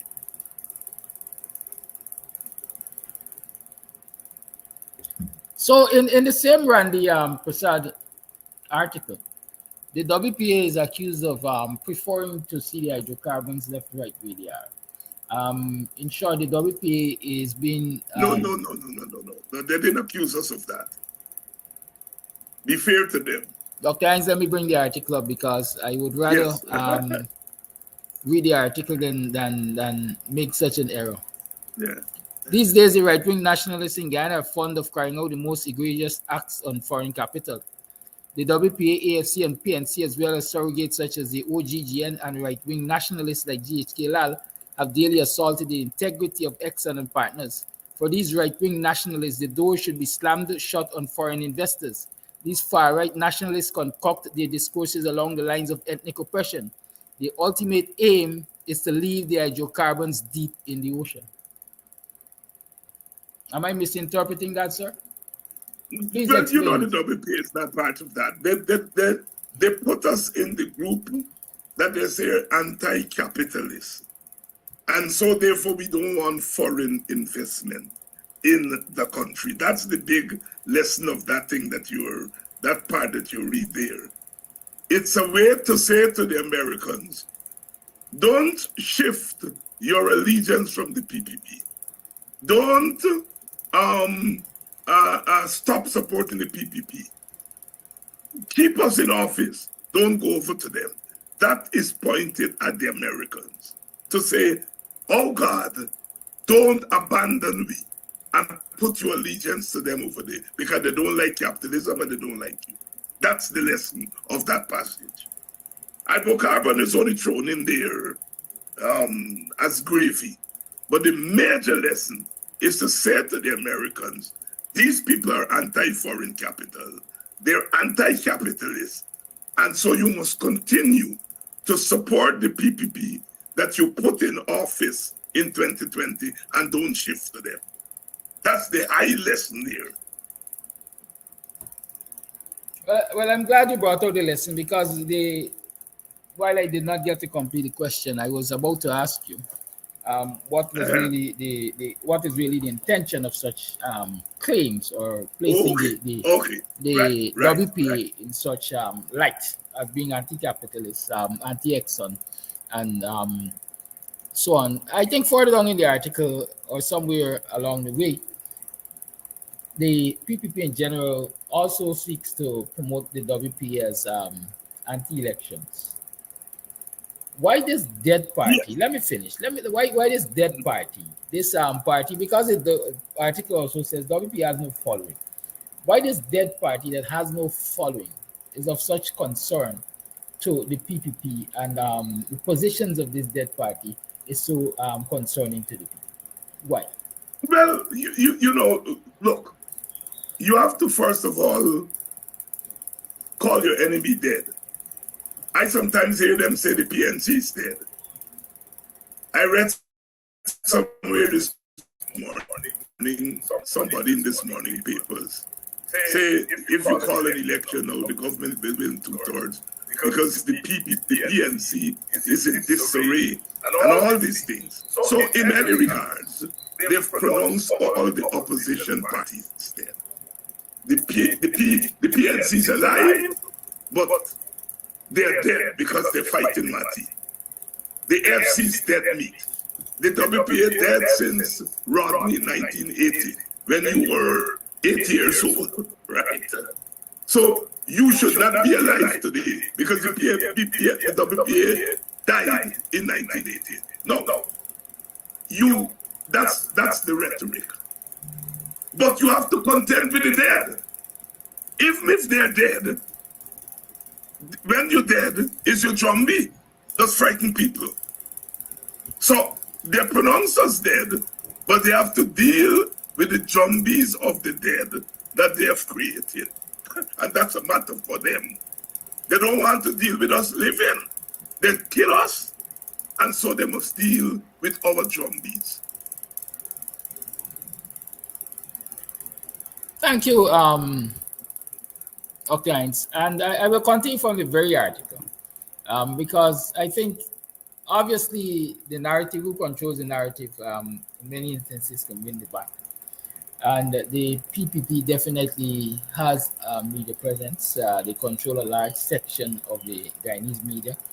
And so some of these things definitely must be responded to so that people have a clear understanding of what's happening. As for the WPA, it needs to reflect on what it is. In the old days, it was a Marxist group combined with strong progressive black nationalism. The WPA lost its voice in the immediate years after 1992. It had wanted Hoyt to be the quote-unquote consensus candidate. Without any shame, it suggested that Chedi Jagan was politically divisive by the final years of the 20th century. The WPA became a veritable right-wing ethnic movement dedicated to the rise of only one section of the Guyanese population. The WPA has no following in Ghana. It is made up of a handful of foreign academics who get plenty of space in the newspapers. They combine this with social media attacks on the democratic sensibilities of the Guyanese people. The debate about ethics and morality does concern the WPA. This is because they do things only for ethnic expediency. A lot in that paragraph, I think I want you to address. You've read it. And so I would like you to respond to the several claims there. Which part? There's several things. Let's start, for example, as to why in the years, why did the WPA object to Chedi Jagan's presidential candidacy, if that it is thing, and preferred Hoyt as a consensus candidate leading up to those elections? The narrative is wrong. The facts are wrong. The facts are wrong. Set them right. When elections were due in 1990, Jimmy Carter came and he brokered an agreement. And so we could not have elections in 1990 because part of the agreement was a new voters list. And in order to get a new voters list, you had to new household registration and so forth. So the elections were postponed from 1990 and they were eventually held in 1992. The WPA proposed that for those 2 years, the PNC should not continue in office. We should have a national government because the PNC term had ended in 1990, and that we should have a national government that includes the opposition parties and the PNC. And we suggested that Hoyt, as the incumbent president, should remain as president of the transition government for those 2 years. The PPP said Hoyt would not agree to it. But we were free to go and talk with Hoyt. And the WPA went and spoke with Hoyt, and Hoyt promptly agreed to a national government between 1990 and 1992 that would have included the PPP, the WPA, the PNC. That is little known. When we went back to the PPP, they said they're not interested. And so the PNC remained in government for those 2 years. So that's where the consensus Hoyt came in. Now, remember, fast forward 30 years later, when there was a similar impasse in the 5 months in 2020, I proposed that we have an interim government along the same lines that we proposed in 1990. That an interim government lasts for about 18 months to 3 years. That would clean up the electoral system, put things in place, new voters lists, biometrics, and all of that. And that we would have an interim government that include the APNU, AFC, and the PPP. But that since Granger was the incumbent, that he would remain as president of that interim government. The same proposal we made in 1990. Right? So that's where Randy got his history wrong. His history wrong. So that's where the old story about Hoyt and consensus candidate came in.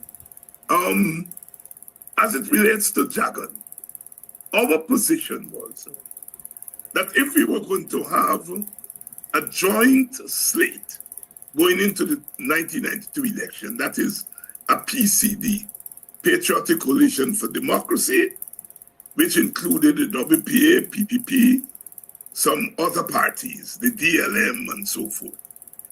And that there was talk about going to the 1992 elections as PCD, similar to the coalition in 2015. And the question of presidential candidate came.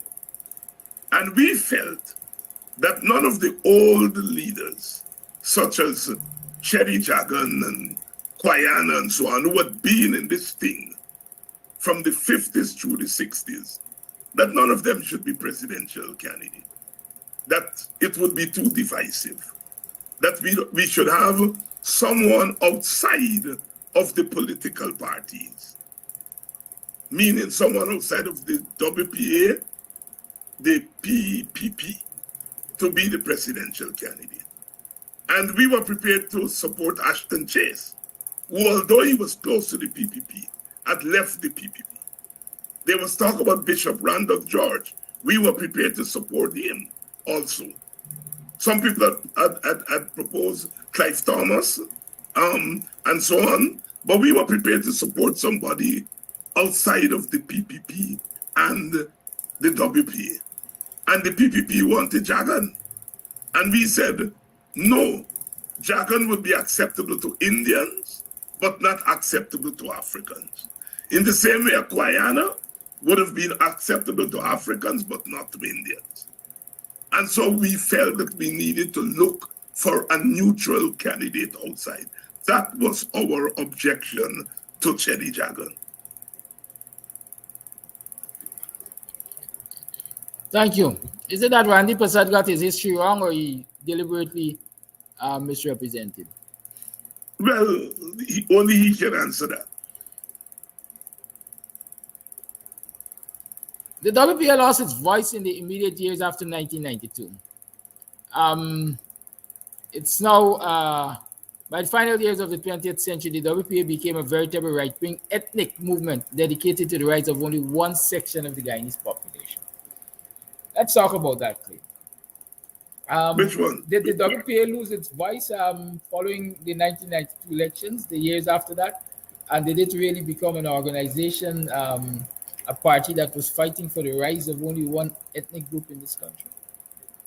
But that is his interpretation. I don't know that we lost our voice. What happened is that we became less vibrant because we functioned on a multiracial platform that is organizing both ethnic groups at the same time. And we had great success in doing that from 1974 up until 1992. We were able to mobilize and organize in both sections of the only party that was able to do that. Yeah? After the split in 1955, the PPP organized among Indians, the PNC organized among Africans. Then the AFC and the UF organized among Amerindians. When the AFC came into power, they first organized among Africans, and then after 2011, after 2011, they organized among Indians. WPA is the only modern political party that was able to organize in the two groups simultaneously. But we did that while in opposition. When it came to election, the multi-ethnic organization that we had, people resorted to their ethnic groups. And the Africans left us, went back to the PNC. The Indians left us and went back to the PPP. So after 1992, the multi-ethnic space shrunk. And it still is not there. It went away once elections came, free and fair elections came back in 1992, people went back to their ethnic camps. And that remains so to today.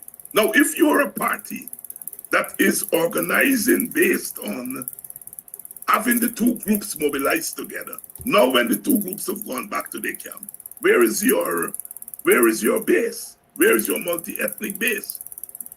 And so the WPA, therefore, lost the kind of appeal that it had. The age of revolution had gone. The Americans were now in charge of the world, and they said no more revolution. After 1983, what happened in Grenada? So as a revolutionary party, the space for revolution was taken away. And so therefore, the WPA went into decline. As he is saying, by the late 2000s, according to him, we have regained our voice, according to him. And our voice now is, according to him, supporting Black people and not supporting Indians. Now, the truth of the matter is that by the late 2000s, by the late 1990s, the only space for the WPA to organize and to do work was in the African community. Remember, the PPP had been in power from 1992. Indians were comfortable supporting the PPP, and they did not open their community to any other party. And so, for all intents and purposes, the WPA has been and continues to be shut out of the Indian Guyanese community. And the space that we have is in the African Guyanese community, which has always been a diverse community politically. Politically, there's always been a space for another party in the African Guyanese community. Whether it's WPA, AFC from 2006 to 2011, there's always been a space. And it is that space that the WPA has used, according to him, from the 2000s. And we have organized and worked in that community. Would we love to, at the same time, work in the Indian community as we used to? Yes. But that community is shut off. Shut off. The PPP and their acolytes have shut that community off from us. And so therefore, by default, we are organizing where we are welcome. That is what he's talking about. Thank you again, Dr. Hines. We definitely have heard all of the assertions that the WP is dead, the PNC is dead, disorganized, and so on. And we have been talking over a number of weeks that the possibilities we might be heading for early elections, snap elections, if you call it that. Do you see what I might consider new evidence that the PPP is preparing for an early election? No, I don't see any evidence. You see, when you are the government, you get the chance to call elections whenever you are. And I don't mean Freedom House. I don't know what they're thinking. I don't have any inside evidence. Whether they're going to call early election or late election, I don't know. So I don't like to deal with that issue of snap elections. Okay, on the international scene, two things I want you to address. Number one, the recently concluded Venezuelan elections and the outcome. What impact it is likely to have on relations with Guyana and relations with Guyana. And then Joe Biden pulling out of the electoral race to be replaced by Kamala Harris. Many are talking about a possible Trump victory. How do these things, the American elections, especially we're talking about here, how are they likely to impact our local political and electoral? I don't think the America, much to what a lot of people think. I don't think the outcome of the American election, one way or the other, would drastically change American policy towards Guyana. America has investment here through Exxon, and America is going to protect Exxon's interests regardless of who is in power. America is in conflict with Venezuela, and whether Trump or Kamala wins, they would like Guyana to become a jumping off spot if they're going to do regime change in Venezuela. And given what has happened in Venezuela there with Maduro, I am sure the Americans are thinking about regime change again. And I don't think that will change, whether it's the Democrats in the White House or the Republicans. America has and has always had continuity in their foreign relations. They don't change their foreign policy drastically depending on who wins or who loses. And so I do not see the outcome of those elections in America as affecting in any drastic way relations with Guyana. They're going to continue to protect their economic interests vis-a-vis Exxon. They're going to continue to have a political interest in Guyana as a jumping off spot for regime change in Venezuela. Nothing is going to change drastically, in my estimation. In relation to the elections in Venezuela, it's much more complex. If Guyana did not have a border dispute with Venezuela, the PPP would have been saying that the elections in Venezuela are free and fair. Let me repeat that.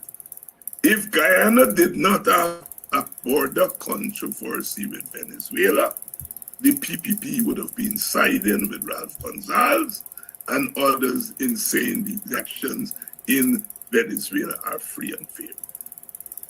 The PPP only takes the position because of our conflict with Venezuela. Now, what immediate consequences to Guyana of what happened in Venezuela?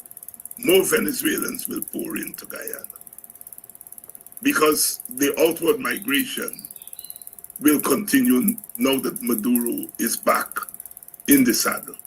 You already have about 10 million Venezuelans scattered all over Latin America and the Caribbean.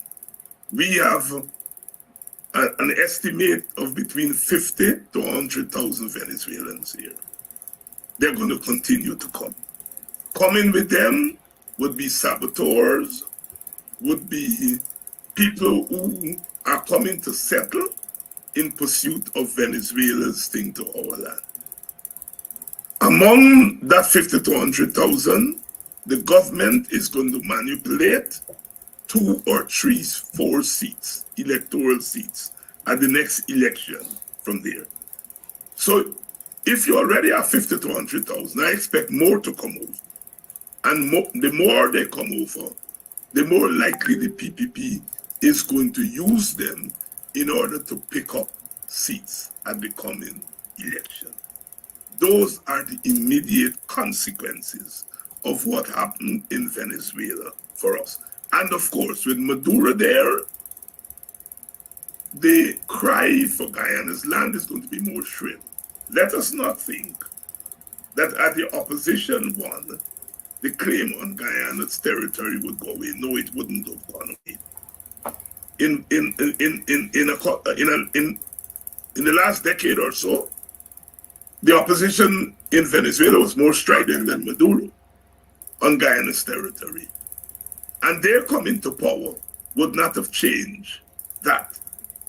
The claim on Guyana's territory would have remained. There is the view that they would have been less strident, but the claim would have remained. Thank you, Dr. Hines. It's now 12 minutes past the 8 o'clock hour. We're going to open up the lines so that you callers can have your say on these issues. Dr. Hines, anything you wanted to address before I go there? No. But so the lines are open. 6225933 is the number to call. You're tuned to the Guyanese Morning Time. We're talking with Dr. Hines on several issues. And of course, you've heard the discourses. You've heard a discussion about emancipation and the government's behavior and Dr. Randy Prasad's letter and his false claims and so on. Let's talk. Call your life. Morning, Morning, neighbor. morning, Dr. Hines. Good morning. Good morning. Well, for the Kadaki, you're a man that you always there. And, you know, you're helping us out a lot with this program, in bringing the valid and credible information and so on. But let me give a bigger shout out to Dr. Hines. Dr. Hines, let me tell you, if you didn't know the real God said, because if it wasn't for you, because I'm talking of how I see, you know, the opposition, and I like thinking don't attack for the opposition. Let me read doing the work that needs to be done against this wicked PPP government.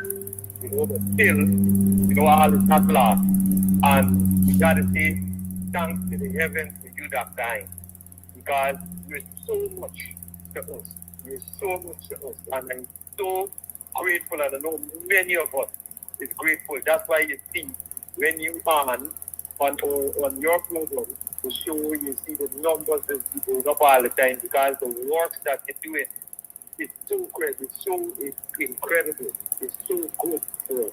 You know, and the next thing, me and my cousins, they don't want to listen to your show that time. It is better one another that you will come up with something with each other say. And so, you know, we're looking forward to hear what each other tell you that you could be able to enlighten us, because it is so valid and so credible and so good for us. Thank you so much, and continue, you and Brother Kadaki, continue to keep up this wonderful show. It is so good for us. Thank you. Thank you for your call. And let me, while I await the other calls, take the opportunity to thank Reginald, Bentic, Ingrid, Alfred, and Patronella for contributing to the Zell for this month so far. I thank you for your contributions, and I definitely know that it will go far way in helping us to keep this program going. Call A Live, good morning. Good morning to you, distinguished gentlemen. Dr. Kadaki and Dr. Hinds. Don't give me why I walk for a while. I am saying this to the two of you. I hope you are good work, brother. Dr. Hinds, my namesake. Let me tell you something. You do a lot of work with in America, but when you came here, the couple man, you came here, you spice up every single thing. And let me tell you something. All they're saying is true. The people, they shut out their community from any other party. They can't go in the community and say anything on behalf of their party. But we allowing the people to come into our space and do what they like and talk what they like. You so true what you're saying. African community have different way of thinking. Why must be a QP? Why must be AFC? Why must be like that? When you go in Indian community, they stand out one way.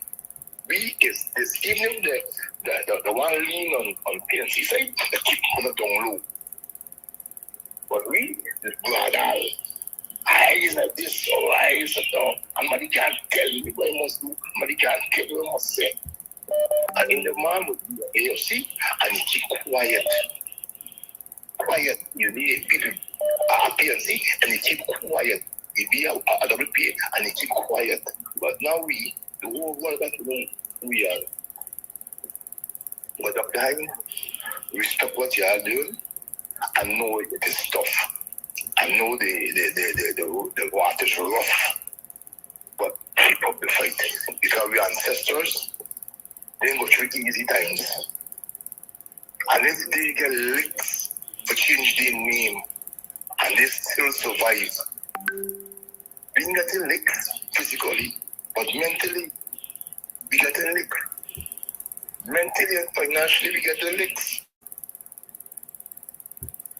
Every area the people them controlling us because we allowing them into our ear space, we allowing them into our mindset, we allowing them to our spiritual realms. We weak, Dr. Hinds. We weak. I say you or me or Kadaki. The percentage of us is so weak that you don't know how strong we are because you know why? I'm getting a little money here ain't care about another man. That's what you say. At the end of the day, with Dr. Hinds and Sekudaki, it's a rough road. That got people going to come. I don't know how long you will live, but I know you're trusting that you could get it right. And I hope that before our eyes shut as seniors, we get it right. We act together. Nobody wants to be no racist, but protect your ears, please. Protect your ear space. Look in the mirror, and when you look in the mirror, look at who you see. You see your ancestors who fight for we. But the picture with had you chain, had you walking up with nothing to eat and plus beating you, having sex with your wife in front of you, you can't do nothing, and still you allow these people to go back at the same thing. Why are we doing this to ourselves, Dr. Hinds, Dr. Kadaki, and Africans? Come on. Well, Dr. Hinds, I don't want to take much of your time. Mr. Kadaki, I'll have a blessed day. Thank you for your call. Let me acknowledge the contribution of Rosamond, the first contribution to the Cash App for this month. Thank you, Rosamond. The lines remain open. 6225933 is the number to call. Dr. Hinds, someone is asking about the WPA seat as they deem it in Parliament. The questioner says someone is sitting on it illegally. They want to know what the situation with that. Well, that is a matter for the leader of the list, Mr. Granger. The arrangement we had was that Sister Tabitha Sarbo, who was then a member of the WPA, would serve half the term, and another WPA member, Brother Ali Majid, will serve the other half of the term. Mr. Granger awarded the seat to Miss Sarabo. We had said the order should have been Ali Majid first half, Sarabo second half. Mr. Granger awarded the seat to Sarabo, ignored our advice on how we want the seat to go. And Ms. Sarabo subsequently left the WPA, and so she's left with the seat, or he left her with the seat. So that is where that is. He's the leader of the list. He is in receipt of our directions and how the seat should be rewarded. And he did what he did. And Ms. Sarabo is holding the seat. He is not recalling her from the seat, and so that is a matter for them to work out.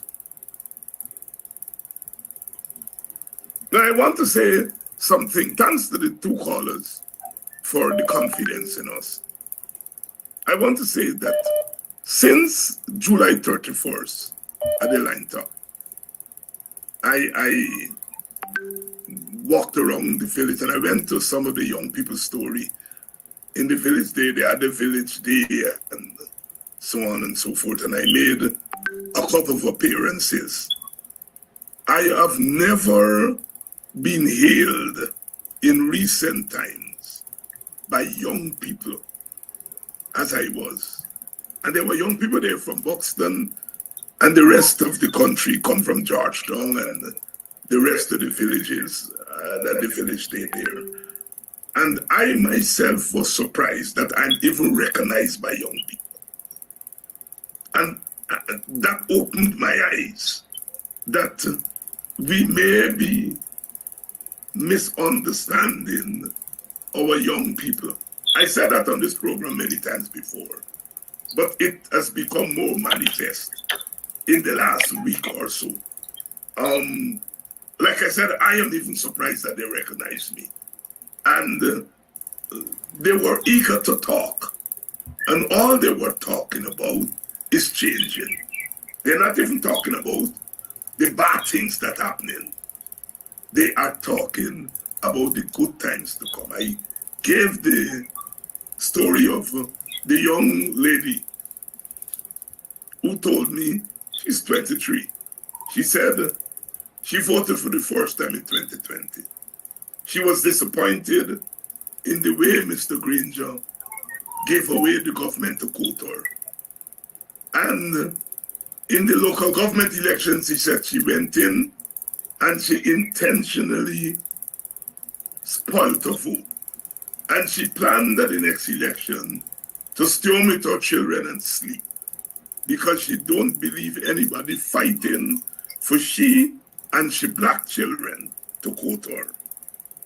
But when she saw us in that picture at the line top, and she recognized that somebody from Buxton and somebody black standing up for her, she decided that she will vote at the next election. Note what she said.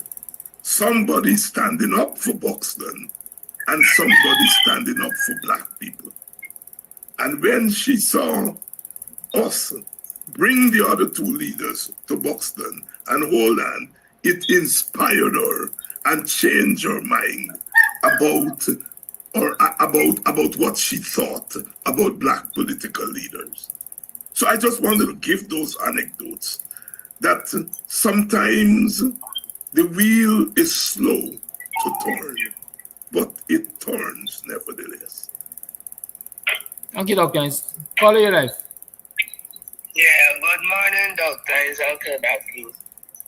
How this whole week I'm feel good, but it's still thing. Anyway, so what Dr. Hines just said there, we got to remember last year when there was when we used to do those walkabout with meetings, Leader Norton, at the time the AFC wasn't thing, Leader Norton came to Buxton and stood on a stage there with myself, Dr. Hines, and all of us with meetings. And that showed that with all people may have a lot of things to say about Norton. He came and he stood and he knew that they were WP and he didn't show no discord in coming and standing on stage and talking at the WPA forum. Now people would blame and say all kind of things. This election that is coming, each and every African person should come out and vote. Because you don't come out and vote, you're going to give the win to the PPP. And I want black people to sit down and study from 2020 to now. What is the life of black people? Even unto those who are in the political higher places, they're like the prime minister and so. They have no say. Coming to the emancipation, I remember when Onyx came here a few days prior to emancipation and said she was the minister who went to the UN to talk on the decade of Africans and she don't want no splitting. Yet when the money was to be issued from youth, sports and culture, all the PPP political operatives went to that meeting where that should have been the African emancipation people going to the meeting. And all the PPP operatives were being given how much money? I think the himself got to the tune of 500,000 that went to the CDC. The CDC, one of the persons who is supposed to be in the African organization, is a double letter because he was instituting that we come together with the CDC. Anyway, when the CDC got the money and they didn't get money, we had to come together and pool to make our thing. Well, up to now, we aren't being repaid, so I don't know when we're going to get back the money. Anyway, Liberia emancipation this year was the worst ever because probably the only outpouring of libation in Buxton. I had planned, but I was so tired. I didn't know it was the onset to the flu because I really wanted to come. So I said I'm going to catch our libation the afternoon of the 31st. Somebody called and the catfish decided to send 300,000 and a heavy escort into the village to hold the emancipation at the last hour. Anyway, by the time I was gone for all. So in our villages, people have got to come together to come do fundraisers that when another emancipation comes, God spare our lives, we must not be the recipient of this year no money. We must have our money. Our people, our foreparents, we worked for so many years in slavery. And when we came out in the 4 years apprenticeship, we put our jills, sent pennies in wheelbarrows and went to Massa and bought lands to live our people. And I don't see why in this time we must sit down to wait for a PPP government to try to give us money. And if the PPP government don't give us money to feed what it does call us the hungry belly so and so people, we must have our money by raising funds and not ever be a footstool of the PPP recipient of no money coming out of the emancipation camps. Thank you, Wanda. It's 29 minutes to the 8 o'clock hour. 29 minutes past the 8 o'clock hour, sorry. It's 29 minutes past the 8 o'clock hour. Let me tell you that on the 25th of August, we're going to be hosting Buxton Friendship Cultural and Business Expo at the lawn opposite Tipuri Hall. There's a nice, beautiful lawn there owned by the Benjamins. And so we've been granted permission to utilize that lawn for the Buxton Friendship Business and Cultural Expo. It's expected to be an hourly event starting about 11 o'clock. And I'm inviting you all, whatever you're manufacturing, whatever you're making, what services you have to sell, prepare your business cards to start with.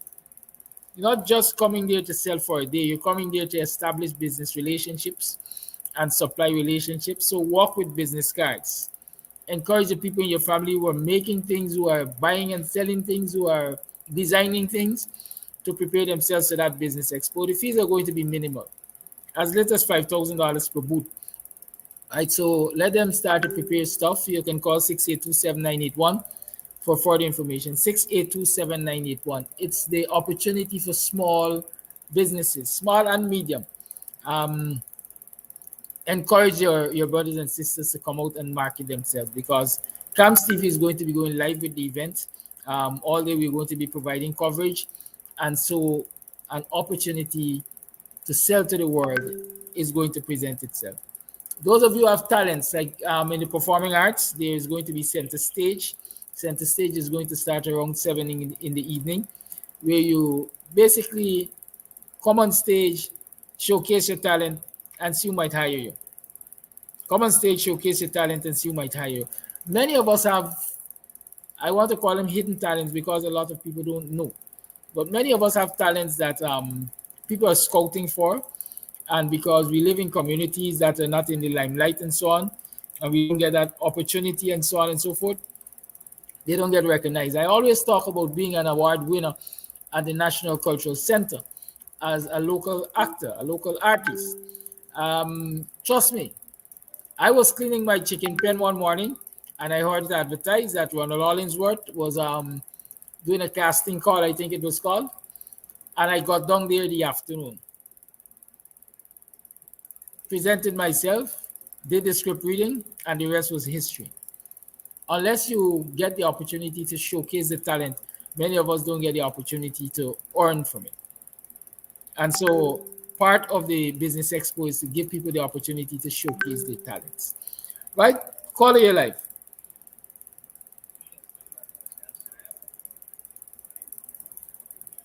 Guys, for the winter all Guyanese, happy emancipation celebrations.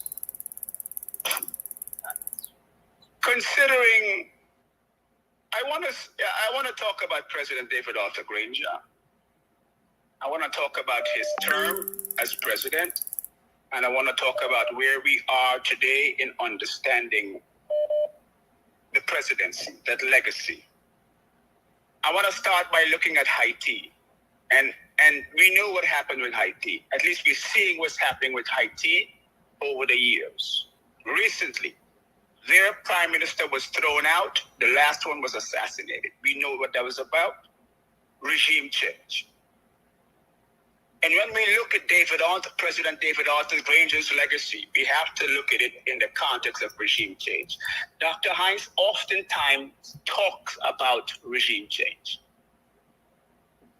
And we have to see that what happened with David Arthur Granger was a well-orchestrated symphony for regime change. Started with Charandas, and it eventually cascaded one thing to the next.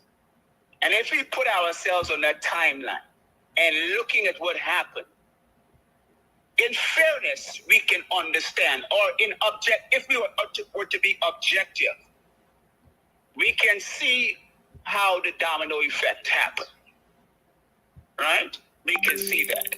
And Dr. Hines often talks about, had Granger had more time, a lot of other things would have been on the table to do, right? So when we talk about President David Arthur Granger, we must be objective. I am one of the staunchest criticizers of President Granger's presidency within context.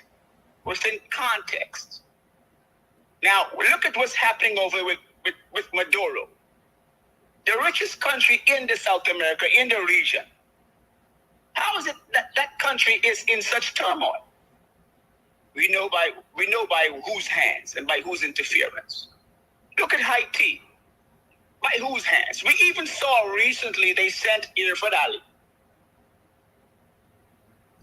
Mia Motley, and Ralph Gonzalez, and Jamaica president, to do a type of a regime change over there. I mean, it's so in the open now. So when we talk about President David Archer's legacy, Granger's legacy, we have to be fair and objective and balanced. Keep in mind, because a lot of us, because what happens is we run the risk, because we are so hard on President David Arthur Granger, I think that may transfer over to Aubrey Norton, and then we throwing Aubrey Norton out while we throwing Granger out. So we have to look at that psychological leap that seems to be afoot here. So while while we're looking at infiltration, keep in mind that David Arthur Granger brought back, reinstated local government elections. So I heard a gentleman say, a young brother said yesterday, he would never vote for David Arthur Granger. He'd stay home, and Dr. Hines said the lady would stay home and sleep. Keep in mind that it was David Arthur Granger's administration that brought back local government elections.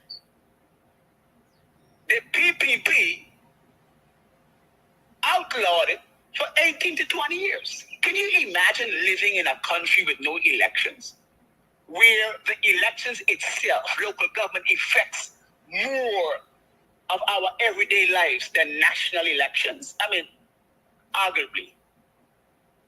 Right? Where the local people have an involvement. It's like taking away, it's like subtracting from the air you breathe.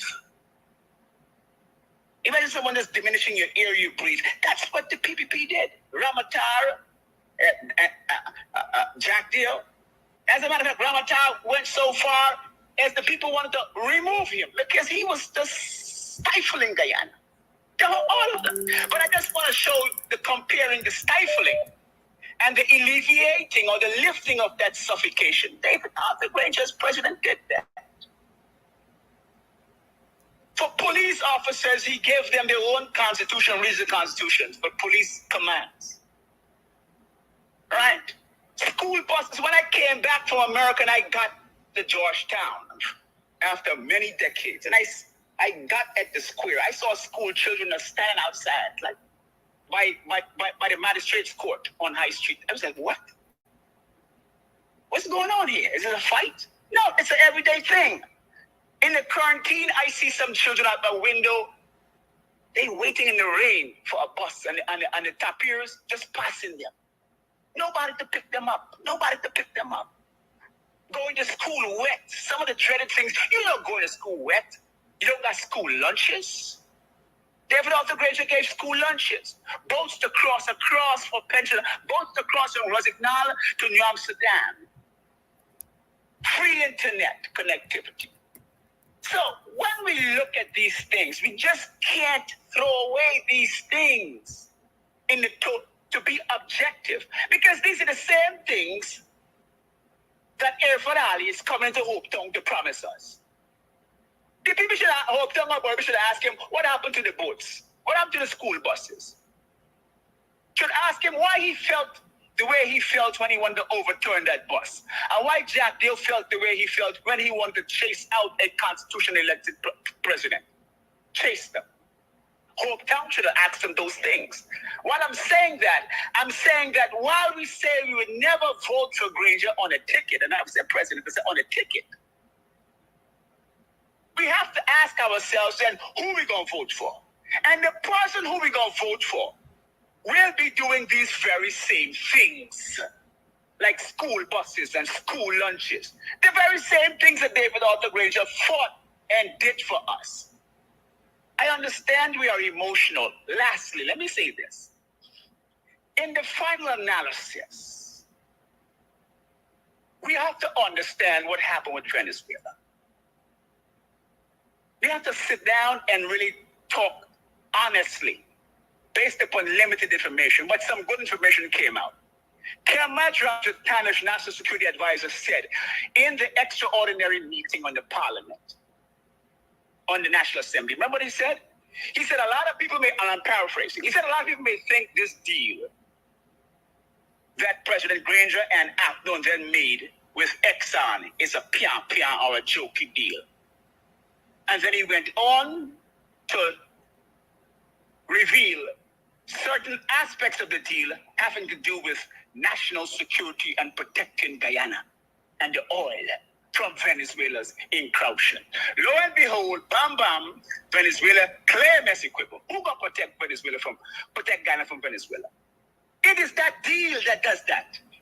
That deal with Southcom, that Air Finale jumping on the bandwagon and talking about. Granger made a deal with Southcom to protect you while you're sleeping at nights. But he can't come and talk about it. And some politicians know that. But because he can't come and talk about, he did a deal to protect Guyanese lives, to protect the sovereignty of Ghana. He can't come and talk about it, and people are taking cheap shots, I think. I say I'm the biggest criticizer of David Arthur Granger within context. Call a wrap up. Yes, so I'm afraid that we run the risk of painting David Arthur Granger, and then by extension, we also paint in Aubrey Norton too. So we disqualify Granger, and we end up wanting to disqualify the PNC as well. I hope that's not what's afoot, but psychologically, that's already afoot. I just want to enlarge on those two issues. Another day, I'll talk about the corruption of Jack Deal.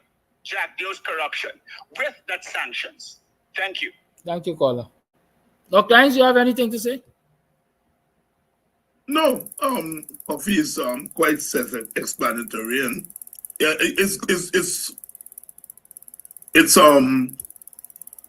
always good to put in context criticisms, because one of the things about post-colonial Caribbean politics is that those in power have not learned how to deal with criticism, internal criticisms. That one could be critical of one's leadership, but at the same time embrace the leadership. And I think that's what Coffee has been trying to say there. You know, African Guyanese in particular, we tend to be critical of our leadership, and that's a good thing. Excellent. I would not exchange that for anything. I prefer a people to be self-critical than a people who are dogmatically inclined to just go along with what leaders say. So I'm glad African Guyanese have a tradition of questioning their leadership. But we also, in the process of doing so, tend to set the bar so high that our leaders can't jump over those bars, and then we use that as a way of copping out of politics. So we said, you know, Norton should do this, and Norton should do that, and we set the bar so high for Norton that he can't jump over. And then we take that as a way of exiting. Well, me not vote, me gone home. And that's a fault I notice in the African Guyanese community that we have to correct. We must hold on to our self-criticism. We must hold on to being critical of our leaders. Please do not give that up. But do not set the bar so high for our leaders that they can't climb over. And when they can't climb over, then we use that as the reason for opting out of politics. Hence, we have a 20-25% of our people who don't show up to vote. And then forcing our leaders now to have to look outside of the community for votes. And once they begin to look outside of the community for votes, they then have to throw us under the bus. And that is the tangled web that Aubrey Norton has to work out. It's not easy. He's the leader of a party that has not paid sufficient attention to its support base outside of their vote. And I'm being friendlier in my criticism of the PNC. The PNC, since Burnham, has not paid sufficient attention to Black people's interests. They have not. And I think the PNC, if it were to do a serious self-criticism. We'll have to admit that. Yes, they come to African Guyanese for their votes. They depend on African Guyanese for their votes. But even in their rhetoric, they don't treat African Guyanese with the love that African Guyanese deserve. They don't deal with, there's always this way of, yes, African Guyanese, but, and they're going to talk about other ethnic groups and so on and so forth. And that's a problem for the PNC to work out. And Norton himself has found himself in that cauldron. Now, if you don't pay attention to your people, some of them will abandon you. And that is why 20-25% of people opt out of the process. You can't win if 20-25% of your people not going out to vote. You then now are forced to look outside for so-called crossover votes, even when they don't exist. And to get those crossover votes, you have to throw your people under the bus. And then more of them peel off from you. Norton, I think, got the nod from black people who are PNC members and supporters, and even those who are not PNC members and supporters. They warmed to Norton because they thought, and some of them still think, that he is the man to change that. He's the man to change that. Whether he has changed it or not, I will hold my view on that because I don't think now is the time to talk about those things. All right? My single-minded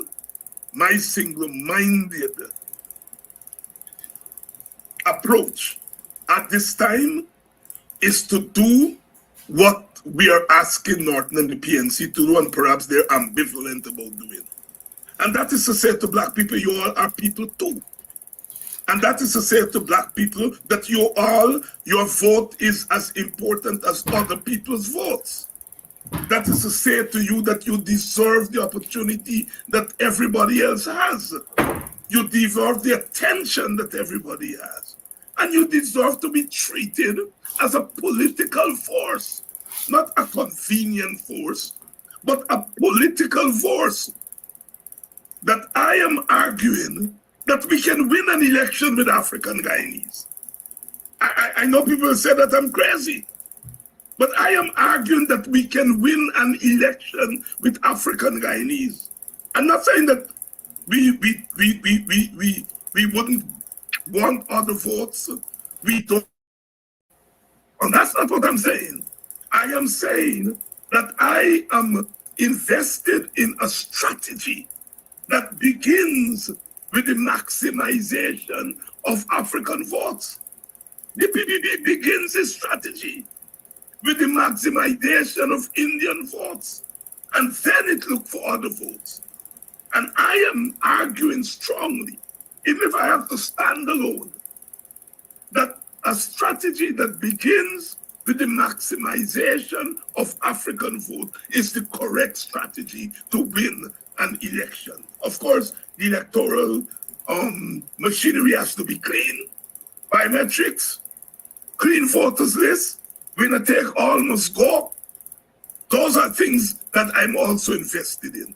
But once the store is clear and the elections are free and fair, I think we can win with an investment, a maximization in the African vote. And so we are prepared to go down the line with that. Others can start with maximizing crossover vote to their peril. They can't say we are not warning them. It is bad strategy because you're alienating a quarter of your people. And Brother Aubrey has to get that in his head. He has to get that in his head. I love that brother, as you all know, and I've protected him, supported him against those who are saying he's not qualified to be leader because he's black skinned and he comes from a poor background. And I come from that same black skinned poor background, so I defend that brother at every twist and turn. But he has to also defend black people, black and poor people, because they are defending him.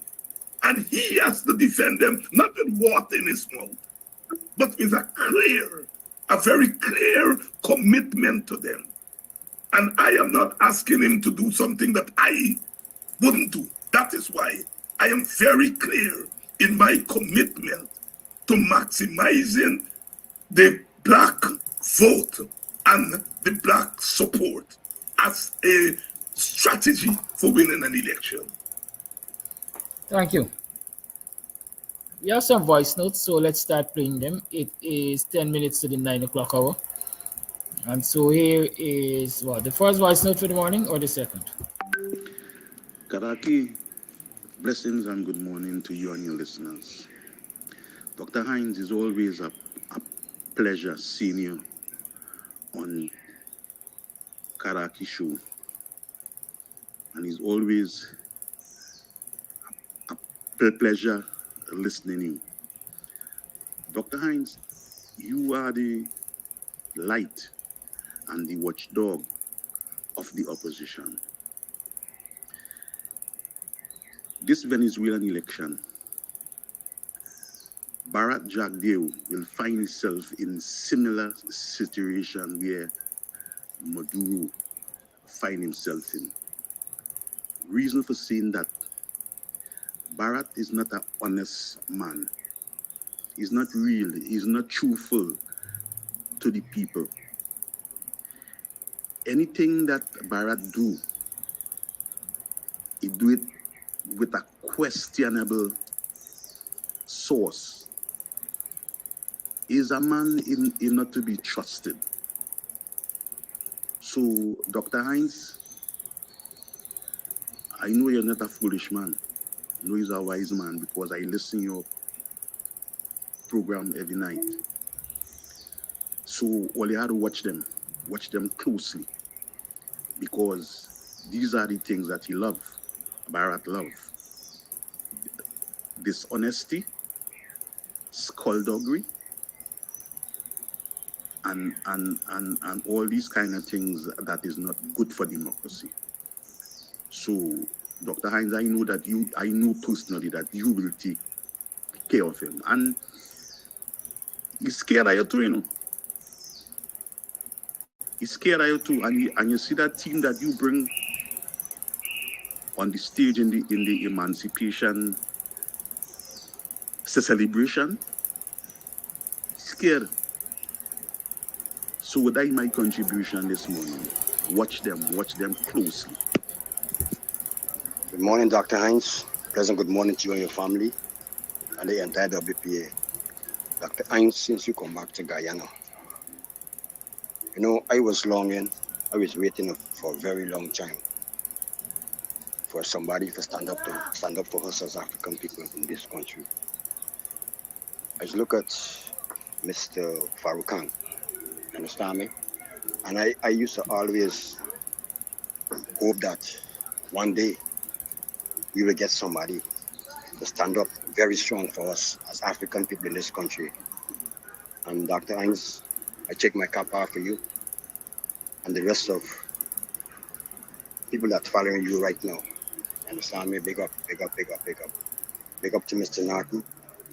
Big up to you, Dr. Hinds, and big up to Nigel Hughes. I want that clown to dress up in a white African outfit. I want him to see it's real and true African people. They look at your program that y'all had on the 31st of July in Buxton. They look at real African people. The white clothes that you wear there, you only dress up in it and look like a clown because you want to probably show yourself, you know, man. It's not for us. You don't like us as black people, as African people. You understand, Brother Kidaki? Brother Kidaki, I hear they're spreading, Dr. Hinds, I hear they're spreading a word in the Namsola. They don't give the money and they may accept the money. It's a lie. It's a lie. The guy who they give the money, the slave catcher, where they give the money to, he didn't want to hand it over himself. And because he was not allowed to do that, at the program on the 29th of the 31st of July, he was denied. So I hear this rumor going around that the people may accept the money. It's a lie. It's a blatant lie. There's all the PPP and the Creolism lying in this country. You know, man, there's not people to believe. The lies to tell everything are exposing right now.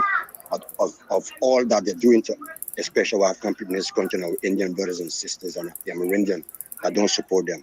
Dr. Hines, the family, them, all of them in the Namstel, all of them come home. We really want to see you back in the Namstel, Dr. Hines. Big up, big up, big up, big up. You have a blessed day, sir. Thank you for your voice notes. Here's the next one.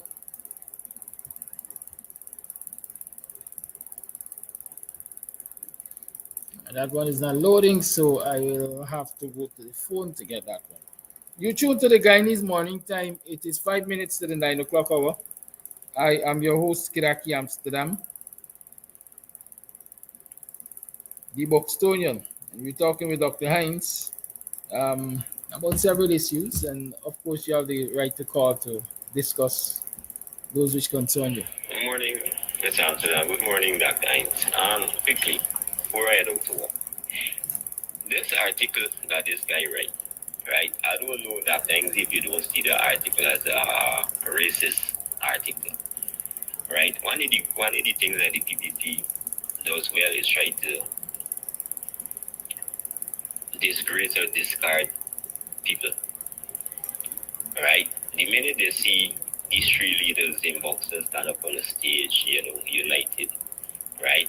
They got the people to go and write all of these nonsense in the article, right? And for me, I find it a kind of little racist. I mean, and this is just part of the article. I kind of find it a little bit racist because I know you explain it and you try to put it over in a more diplomatic way. But for me, it's like he's saying to PPP supporters, well, look, you see these three men, three black men, right? If they have, if they go into power, this is what they're going to do. They don't like foreign investors, and they're going to shut the country away from foreign investment. So they're trying to tell them that these three men are going to take back the country back and run it down and what have you, so forth, just to discredit and put fear in East Indian people. And I don't know why they keep doing it, and I don't know why is it that they always try to separate people inside of this country. I don't know why it is they keep doing it. And then when people talk about it, they say you're racist. Anyway, you gentlemen have a blessed and wonderful day. Thank you for your voice note. Dr. Hines, it's 3 minutes to the 9 o'clock hour. Kindly wrap up. Yeah, just to say the last caller there is on spot. He's right on target with what he said, and that is the clear objective. It's intended to speak to Indian Guyanese and to say that these black leaders are dangerous. They're going to prevent foreign capital. They're going to prevent local capital, and so they're dangerous for you all. The good thing is that the more united we are, is the more we force them to show their hands. We force them to show their racism. And so we are on to something, and we have to keep walking down that road. We will continue to push unity. We will continue to push unity, not just for the sake of unity, but for the defense of the defenseless, and ultimately for the defense of all Guyanese in this country. So I just want to leave those words and to say that as we move on from 2024 emancipation, there are lessons to be learned. The big lessons that this government is prepared now to take away whatever little cultural value we have in our observances. They want to take them away. They want to make fun of them. They want to turn them into political football. And it's up to black people if they want that to happen. I'm saying the leaders in those communities miss the mark. Miss the mark. It is not that the government should be unwelcome in our villages. That is not what we're saying. The PPP should be unwelcome if they continue to decimate our people. And we should not compromise on that. And the ancestors will not be kind to those of us who have compromised innocently or intentionally. And so we want to hold up our example in Buxton as the way to go. We want to hold up Buxton as the example as to how you must give leadership to your communities. You are national, but you're also local. We learned that from Brother Quayana. We may be national leaders, but we are also local leaders. And we have to defend and protect our communities and our people. We can't be complaining about Jack Dio this, Jack Dio that all the time, and so on. We also have to do something tangible and to protect our people, to defend them against vultures. As I said, there are PPP sympathizers in Buxton for whatever reason. But they don't interfere with us and we don't interfere with them. And they were not crude enough to bring the PPP in Buxton on Emancipation Day. They did not. They did not. And they did not because Buxtonians would not have accepted it. And it's up to us to mobilize our people. Facts We have every to single mobilize day. our people. And so that lesson I would like to leave. Tonight on Politics 101, we're going to have Kofi Kwayana on, the son of Brother Yus. He's in the country right now as part of a cultural troupe that came from the United States. But he would be on Politics 101 tonight for us to talk on a range of issues. So please make sure you all tune in. Thank you, Dr. Hines. Thank you, viewers, for tuning in to yet another program of the Guyanese Morning Time. I am your host, Kidaki Amsterdam. Happy to be of service. Have a great day. I'll see you tomorrow. I would rather suspect Mr. Winston Jordan is back here. Let me tell you that Mr. Jordan celebrated his 67th birth anniversary early in the week. And it has been slipping me like, like this matter, you want y'all know that he celebrated his 67th. I keep forgetting to shout him out. Big up yourself, Mr. Jordan. May you live to see many, many more years and continue to be of service to your Guyanese and other communities. We certainly value your input. Okay, viewers, remember that the Cash App is $CAMS TV. That is $KAMS TV. Drop your 2-bit there so that we can continue to do what we're doing. Those of you who prefer Zelle, 373-5187. Right, that is 862-373-5187 in the name of Hewitt Downer. Right. I did ask for some feedback on the quality of the live feed that you received on Sunday last when we did the annual UC Quina lecture, annual UC symposium. Some people said it was good, but it can be better. I'm happy that the audio especially was good enough so you could have had a good and clear understanding of what was happening. I am still learning the device, and so in time to come, I'm going to be able to give you a better quality of video. Of course, the quality of video is dependent too on your cameras. And so definitely we have to work on upgrading our cameras because our cameras are not 4D, 4K, our cameras are not high def, and so on and so forth. So that will affect the quality of zoom you get. I see somebody mentioned in their review that they didn't get the full impact of the zoom. Let me say that. But with time we're going to get there. But we definitely have to pool our resources to achieve what we want to achieve. And I'm encouraging you, drop something in the Cash App, drop something in the Zelle. I will play my part, and together we're going to get to where we want to get to. Platforms like this one here, CAMS TV, Politics 101, Mark Benchcap, and so on and so forth, are integral, and they're going to become even more essential in this election year. So keep that in mind. We don't have access to national airwaves in terms of television or what they call terrestrial signals, I think, right? But we have access to platforms like these, and so we will continue to use these to keep you informed and alert. Have a good one. Great day to you. Blessings. Much love. Goodbye.